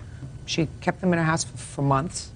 You couldn't get a truck. Your mother wasn't talking to her directly. She was talking to you. She could have stored the stuff but never made arrangements. And I assume that you and your other daughter are not getting along for some reason. Is that right? In the last couple of months, yes. Oh, that's Prior to her moving out and that, no. We were fine. Your Honor. Yes. And the reason why this pretty much whole thing started, because I found my biological father, and when my grandfather passed away in May, he was asked to be a pallbearer, not my stepdad. So now the family's mad at me because I found my real dad, and they're just vindictive towards me right now. She found her father 5 years ago, and I knew that 5 years ago, and I accepted that as long as she kept it to herself. Her father signed legal rights for adoption. He wanted nothing to do with her. And within my books of my feelings, he had no rights to her at all. I did tell her, that's fine, but you keep it to your side, your family, that's fine that you've seen your father. I did not need it in my life. I didn't have to have it in my life. My father that passed on was my father. She was only a granddaughter. A funeral is for the people who are alive, not dead. And my father wanted a quiet family funeral, and he was not my family. He might have been my daughter's, but he was not my family. So due to that, yeah, we got a lot of hurt out of it. It's time for it to be over. It is. And because of all this, Crystal decided to go get her stuff. I kept telling her to get it. Crystal was sick the day she made arrangements to go get the bed. I went with my daughter, Tracy, to go get it, and she was not home that day. So within 2 days, she had sold the bed, apparently. But meanwhile, she took care of your daughter. And if the bad feeling that exists now between you and your daughter has to do with her finding a biological parent and involving him in your father's funeral, which is, I assume, what you are hurt about, you have to understand something. When you make choices, you made a choice, you had a child, and so did her biological father at that time, and I assume you were both much younger, but children have a natural curiosity. Children very often have a need to know their biological parents. Even if her adoptive father was wonderful to her, there is sometimes that need. And maybe it was wrong for her to involve her biological father in your father's funeral. I don't disagree with that. But it's over. It doesn't mar something forever. It doesn't mar that. Your Honor, it wasn't me involving him into the funeral. It was actually my grandfather's wishes. They were very best friends in the past, and within the last 5 years, he begged me to bring him around because my grandpa was on his deathbed. And I brought him around only under my grandpa and grandma's wishes, and it was my grandfather's wishes to have him there. It wasn't me. I had no idea. Did you tell that to your mother? I surely did. I don't Certainly believe it. I'm next to my dad on his deathbed. I was about the last one to see him before he went into his coma. Well, what about your mother? Did your mother tell you that that's what he wanted? My mother didn't tell me until the day we was at the funeral home making the arrangements of who the pallbearers were. That's but when did she your told mother me. tell you that that was your father's request? She said, I don't believe her. Then you don't believe your mother and you don't believe your daughter? No. Then you have a problem. No, because in Christmas time... No, then you have a problem. My father said what Melissa was doing was wrong. So why would he found something different? Maybe it's because that's what he thought you wanted to hear. Why would your mother, who I assume lived with your father for how many years? 30 years. 30 years. Why would your mother do something that she knew was exactly the opposite of what your father would want done at his funeral? In any event, she doesn't have the bed and chest anymore. She sold them. Did you tell your mother you sold them for $120? I miscalculated. I apologize. We have the bills of sale. I have the Can I bill of see them, sale. please? I actually And the sold. rental agreement that Crystal signed. I have the bill of sale on both of them, and I actually sold them on the 11th of May and the 1st of June. I arranged for pickup on the 4th of June. After I gave Crystal, I talked to her, wanted to give her one last chance to make arrangements to come get it, but she didn't. You have any problem giving your sister the $110 you got for her things? I do. Missy didn't sell the bed I want to for... explain something to you. This is a non-case. $110 is what she sold the stuff for. You're suing for $600, which which is ridiculous. It costs more than $600 to feed you, take care of you, provide you with a home for 3 months, which your sister did, so I have no idea what you're doing here. However, I don't think it's fair that you keep the money for her things, so I'm going to give her the $110. That's it. Do you understand? Instead of saying thank you, you sue her. Ridiculous. Goodbye. Now, this is case number 264 on the calendar in the matter of Cochran versus Marsh. Parties have been sworn in. Judge, you may be seated. Ma'am, have a seat, please. Mr. Cochran, according to your complaint, you and the defendant had dated for a period of time. You became ill and were hospitalized for a period of 2 weeks. Yes. Yeah. When was that, sir? August 30th. It is your claim, sir, that Miss Marsh, during the time you were hospitalized, took your bank card and withdrew some $1,700 from your bank card without your permission. Yes, Your Honor. When you started to complain to her about taking the money after you were released from the hospital, you then claimed she filed false stalking charges against you. You were arrested. You were forced to wear a bracelet, an ankle bracelet monitor, which you had to pay for. Yes, Your Honor. And in total, you are suing her for some $3,000 because you say that these charges were false. Yes, Your Honor. Okay. So let's start with the hospitalization. What were you hospitalized for, Mr. Cochran? My doctor said I was under a lot of stress from working a lot. I took a vacation to get away, but it didn't do no good. So it was a psychiatric hospitalization? It was behavioral medicine. Were you self-admitted or did someone admit you? They took me by ambulance. From where? From McDonald's, where the defendant works. What happened? Did anything happen in McDonald's? I felt kind of hot and felt like I was going to faint, and they said I fainted in front of the counter. But there wasn't a scene or anything there? No. Now, how did you get custody of his bank card? When Paul was admitted to the hospital, he had bills that needed to be paid. His father brought the bills to him at the hospital. He told me to come up. He needed me to take care of his finances. Paul, myself, and the psych tech had to go to security for Paul to release the bank card, the bank number, and details as to what I was supposed to do for him. Yes, Your Honor, I did withdraw the money, which I have proof of, to pay his bills. I have the bills that I paid for Mr. Cochran. Can I see them, please? These are the withdrawals. These are most of the bills that I could gather up. That's about like $900 and some worth. And I also have the bill where he said he loaned me $300, that I deposit $300 into its account. Are you saying you paid $300 of your own bills out of his money? Yes, I did. You have a letter indicating that it was with his permission that you paid $300 worth of your bills? No, I don't have a letter. Then you can't pay $300 of your bills using his money. Okay. Miss Marsh, because if Paul is there for a psychiatric hospitalization, okay, you don't do anything with regard to your problems. Mm-hmm. You only deal with his problems if you're being a friend. I did that, and I replaced the $300. Oh, okay. Okay, this is what I was... Okay. There's it right here. When did you replace the $300? On 9/5/01.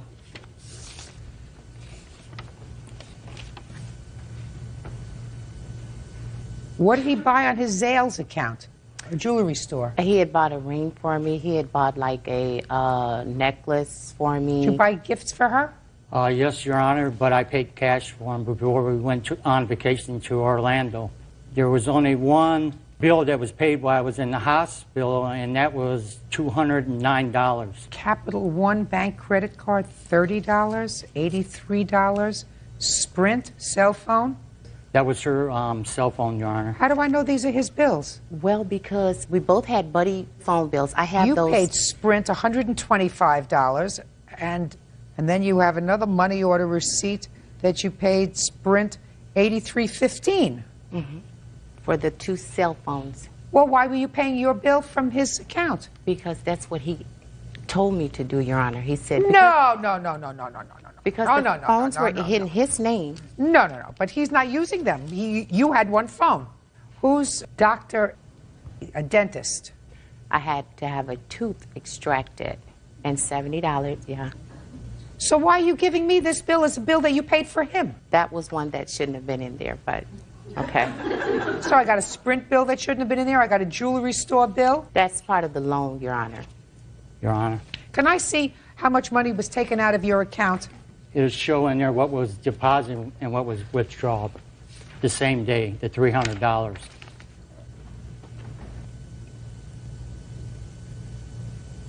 All right, now, Miss Marsh, when he got out of the hospital, what happened? Paul wanted to continue dating, and I told him, I said, Paul, too much is going on. I just don't think it's going to work out between the two of us. And that's when Mr. Cochran started stalking, and... He didn't say anything to you about the money that was taken out of his account? No, ma'am. He never said anything about the money. This issue came up after the breakup. Your Honor? Yes. The day I got home, I received a bank statement showing the withdrawals, and I called her and asked her why she withdrew the money from my account without my consent. And what did she say? And she hung up on me. Judge Judy continues in a moment. Have they advised you to be under psychiatric care? No, Your Honor. Have they advised you to be on medication? No. I'm not so sure about that, Mr. Cochran. Real cases, real people. Judge Judy. Paul Cochran Jr. says ex-girlfriend Odella Marsh stole money from his bank account while he was in the hospital. Paul says when he was released, Odella had him falsely arrested for stalking. Now, I want to hear about this bracelet. Why did you have to wear a bracelet, sir? I went to the police station on the case on the bank account. Okay. I was arrested in the police department on a warrant by the LaPorte County Sheriff's Department in our town to say that I was stalking her, intimidating her, and invasion of privacy. Were you doing that? No, ma'am, I was not. How was he doing that, Miss Marsh? Mr. Cochran was phoning my house. He was creating problems on my job to where they fired him out from off of my job.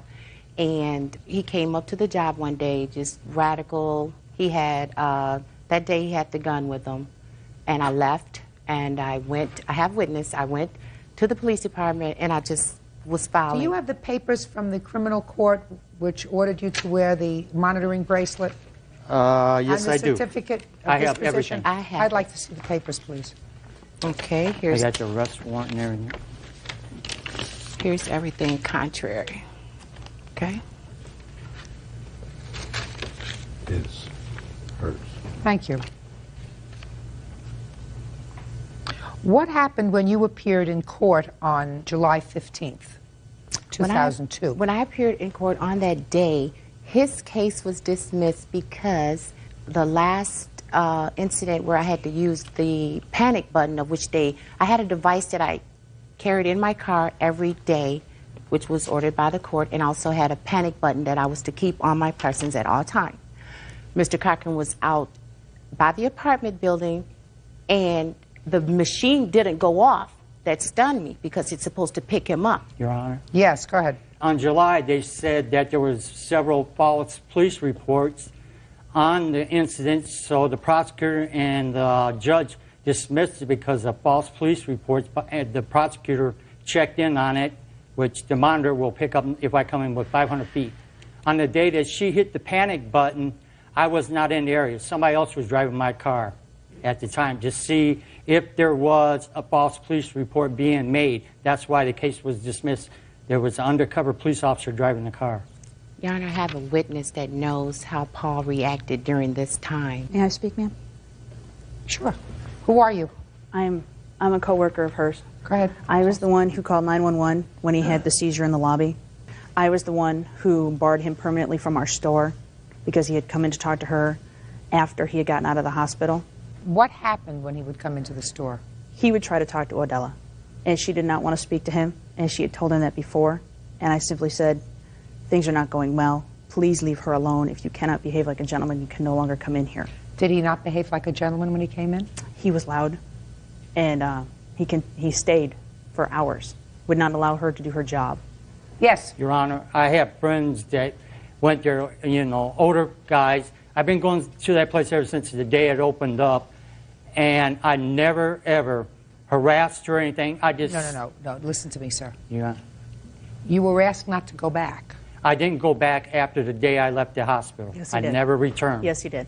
I asked him not to come back, and a week later he came back again, and Odella was there, and he wanted to talk to her, and she did not want to speak to him, and that is when I permanently barred him from the store. So he came back one other time? He came back another time after that. When was that? A week to 2 weeks after that. The first thing I did was call Odella, and I said, he does not look right. He had the same look he had the morning that he passed out and had the seizure on my floor. Please be careful. Did you ever see him with a gun? No, I did not. But I am the one who encouraged her to get the restraining order, and I am the one who had her make copies of the receipts. The copies of the receipts are... Apparently they're not doing any good, but... They're not doing any good because they're all not his bills. You're going to get the money back that was taken from your ATM because she can't establish to my satisfaction that she used that money for your benefit. Yes, Your Honor. Do you understand? Yes. You are not going to get back the money for having been forced to wear a bracelet because I believe this lady when she tells me that you were in her place of business when you were told that it's not a good idea for you to be there. And my sense is that you were frustrated. I don't know why, either because you still cared for the lady or because you were angry over the money or whatever reason, but that you didn't do the right thing, and she was afraid because you weren't exactly right. Are you on medication now, Mr. No, Your Honor. You're not? No. Are you under any psychiatric care right now? No, Your Honor. Have they advised you to be under psychiatric care? No, Your Honor. Have they advised you to be on medication? No. I'm not so sure about that, Mr. Cochran. In any event, I'm going to get back the money from your ATM card, but not for the electronic bracelet, because that was probably necessary. Judgment for the plaintiff in the amount of $1,700. That's all. Thank you. Parties are excused. You may step out. She was filing false police reports and trying to intimidate me, making me look bad and her look good. He became just a maniac. I hope people that see this realize what women can do to you. You know, they can clean you out. Hopefully this is over. Paul will move on with his life and just leave me alone. And now the next case. All parties in the matter of D'Antuono versus Holdren. Step forward, please. 26-year-old hairstylist Stephanie D'Antuono is suing her ex-boyfriend, personal trainer Thaddeus Holdren, for an unpaid loan to buy a car.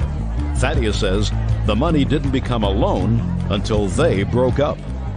Mr. D'Antuono, I've read your complaint. You claim a loan to the defendant, who was your live-in boyfriend for a period of time. Is that right? Yes. It was a loan for a car? Correct. And any other expenses? Yes, for work that needed to be done on the car. Mr. Holdren said there was never a loan.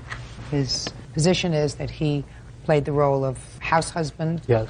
That you have a child that he took care of, and he was a personal trainer. He gave up some time in order to be able to accommodate your schedule. And there was never talk of a loan until the two of you separated. So when did you start to live together? We began to live together only after I had given him the loan. It was in August. Tell me about the loan. Thaddeus approached me about loaning him some money for a car that he wanted to buy. I had the funds to help him out, and we discussed it in detail. That Well, what were the details? How he had to pay me back.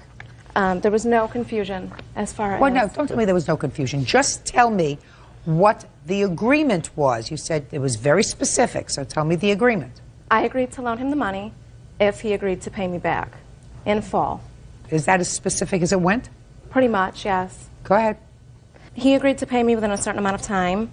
Well, that's more specific. What was the Yes. amount of time? A couple of months. Okay. And when he didn't, he told me he was having some problems and wasn't going to be able to pay me at that certain time.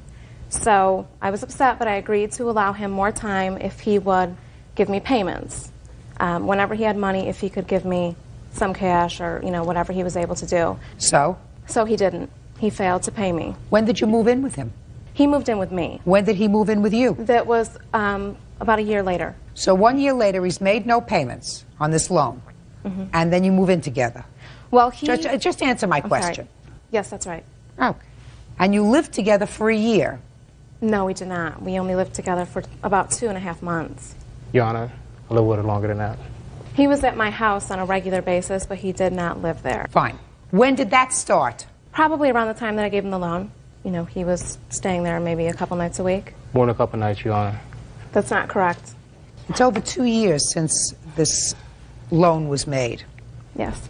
And over that period, you have not gotten any payments. He did pay me $150. When? In April of 2001. Is that right, sir? I don't know if it was 2001, but I paid her $150. But that's not including everything I did for her and her son. You know, What did you give her $150 for, Mr. Holdren? Because, if I'm with her, or living with her, whatever, I expect to do something, you know. I mean, taking care of her son and taking care of stuff around the house and stuff. That doesn't answer my question, Mr. Holdren. What was the $150 for? Just for her. Well, tell me how that came about, the $150 payment. She gave me the money and things happened. Hold on. Mr. Holdren, you're trying to think about the right answer. I don't want you to think about the right answer, sir. I want you to think about the truthful answer. You said to me, I gave her $150 when I asked you what it was for. You did a song and dance. Now I'm asking you the circumstances surrounding you giving her this $150 in March. Well, if you say I don't remember what it was for or the surrounding circumstances around it, I will understand that. Well, I gave her money a couple times, so the $150 is like me giving her money on a regular. I mean, not on a regular, but I gave her money, you know, like any other boyfriend would do. It wasn't like I was giving her $2,000 or you know what I'm saying, like big money, but Do you remember the circumstances surrounding the $150 payment? The answer is either yes or no. Yes. Then tell me what they were. It was payment for money that I loaned. That's not what I asked you. That is the conclusion. The circumstances? If you don't remember, say I don't remember. Remember that I will test you. If you don't remember, say it. If you remember, tell me. I don't remember. Did he give you any other money during the course of your relationship over the last 2 years? He paid me $100 after our relationship had ended. This was this past April. What was the $100 for? For payment from the loan that I gave him. Did you give her $100 after you separated? Yes. For what? That was for part of her thinking that I owed her all that money. So $100. That was part of me owing her the money. That was part of her thinking that you owed her the money from the loan? Right. Oh, good, that makes it easier. So you did, Mr. Holdren, make a payment to her for this $2,000 loan. Right. And you made at least one payment. Is that right? Right. And that was made within the past year or so. Yes. Now, I'm going to allow you in 30 seconds or less, Mr. Holdren, explain to me why this was not a loan and you don't owe her any money. Okay, I'll start off with this. We made an agreement when we met. Well, after we met, she has a son. He's 4. Well, he was 4 at the time. And her job is very demanding, and she has different hours every day, like early in the morning sometimes and late in the evening sometimes. And her son goes to school early in the morning. She couldn't take him to school, so I would take him to school, get him up, get him dressed, pick him up from daycare, bring him back with me, and wait till she gets off, and he'd hang out with me, whatever, for the period of time, whatever day it was. So I'm listening. Keep going. Yeah. I mean, I did everything. I was like a kindergarten cop with him. This whole thing to me is just like she was pimping me through the whole thing. Like, you know, she's my female pimp. That's a nasty thing to say. That's how it was, because I was doing everything, but she still just seemed like I owed her this whole $2,500. Well, let me ask you this question, Mr. Holdren. How much rent did you pay? I didn't pay rent at her house. How much did you contribute on a regular basis for food for the house? Depending if I went out to eat or... No, in the house. Little. How much did you contribute regularly towards the utilities? None. So you were basically living rent-free. You had no expenses. Yeah, and I have my own apartment, too. Where is your apartment? At the time, it was on the other side of town from where she lived at, on the west side. Which side is nicer? Her side. Yeah. Mr. Holdren, anything else you want to tell me, sir? I just felt like I don't owe her the whole $2,500. I mean... So you don't think you owe her the whole $2,500? Right. Tell me what part of the $2,500 you think you owe her? It would really be hard to say because... Well, I want you to think hard. I mean, it was your statement that I don't owe her the whole $2,500. I don't know, because the time that I put into the relationship, not only with her, but her son too, it was like, I couldn't really tell because I was working in the morning and in the afternoon, and my schedule was flexible because I was a trainer, so I, you know, arrange it where, you know, I could make it a better... Mr. Holdren, yes. What part of the $2,500 do you think you should be given credit for, sir? I don't know. So I guess you'll have to leave it up to me, right? Well, I was hoping you'll feel my side of the story as far as me taking care of her son and everything. Because no, Mr. Holdren, I'm going to make it very, very easy for you, sir. If there is a contract that provides, even an oral one, that you loaned me this money for the car, and I'm going to work it off by taking care of your son at $1.75 an hour while I'm taking care of him. That will be my contribution, so we're going to take that off the car loan. That's an agreement. But after the fact, you don't make that sort of an agreement. You don't sit back there and scratch your head and say, well, I did all these things for her. Therefore, I shouldn't have to owe her that much on what was originally a loan. Do you understand? Yes. That's just a lot of double talk that you're doing for me now. $2,500 was the original loan, and you paid her $250, so judgment for the plaintiff and the... Picture this, it's the middle of the night. Your room is silent, your phone suddenly buzzes. You glance at the screen, and the name staring back at you is someone who died 3 days ago. What would you do? Would you listen to the voicemail? Sarah did, and she has regretted it every single night since. Sarah hadn't slept properly since Emily's funeral. They were more than best friends, they were inseparable. Now, every corner of Sarah's room felt hollow. The empty chair, the half-read books they shared, even the unread messages still waiting in her inbox. Grief had already been haunting her, but grief wasn't supposed to call you in the middle of the night. At exactly 2:37 a.m., her phone lit up. A new voicemail. Sarah's sleepy eyes sharpened instantly. The name flashing on the screen made her heart skip. It was Emily. Her stomach tightened. For a moment, she thought she was dreaming. She whispered to herself, this can't be real. But it was there, clear as day. One new voicemail. From Emily. Her hands trembled as she pressed play. The phone hissed with static, a deep crackle that made her skin crawl. For a few seconds, there was nothing. And then, a fragile voice broke through. Sarah, why didn't you come? It was Emily. Her best friend's voice. Weak, broken, almost drowned in tears. Sarah's throat tightened. She shook her head, whispering to herself, no, no, this isn't possible. Emily was gone. She had stood by her coffin. She had heard the priest's words. But the message was real. It wasn't a memory. It wasn't her imagination. It was a voicemail that shouldn't exist. Shaking, Sarah replayed the message. She needed to be sure. This time the words were clearer. It's so cold here. I don't want to be alone. The sound of sobbing filled the room. It didn't feel distant, it felt close. Too close. The crying echoed like it wasn't coming from the phone, but from inside the walls of her own bedroom. Her pulse quickened. She checked her call history. Nothing. There was no call logged, no number, no record that anyone had tried to reach her. Yet the voicemail was still saved, still waiting to be heard. And then, the voice returned. Softer this time, almost a whisper. I'm outside your room. Sarah froze. Her head turned slowly toward the door. The silence pressed against her chest like a weight. For a full minute, she just stared. Her heart begged her to stay put. Her mind screamed at her to run. But her legs carried her forward.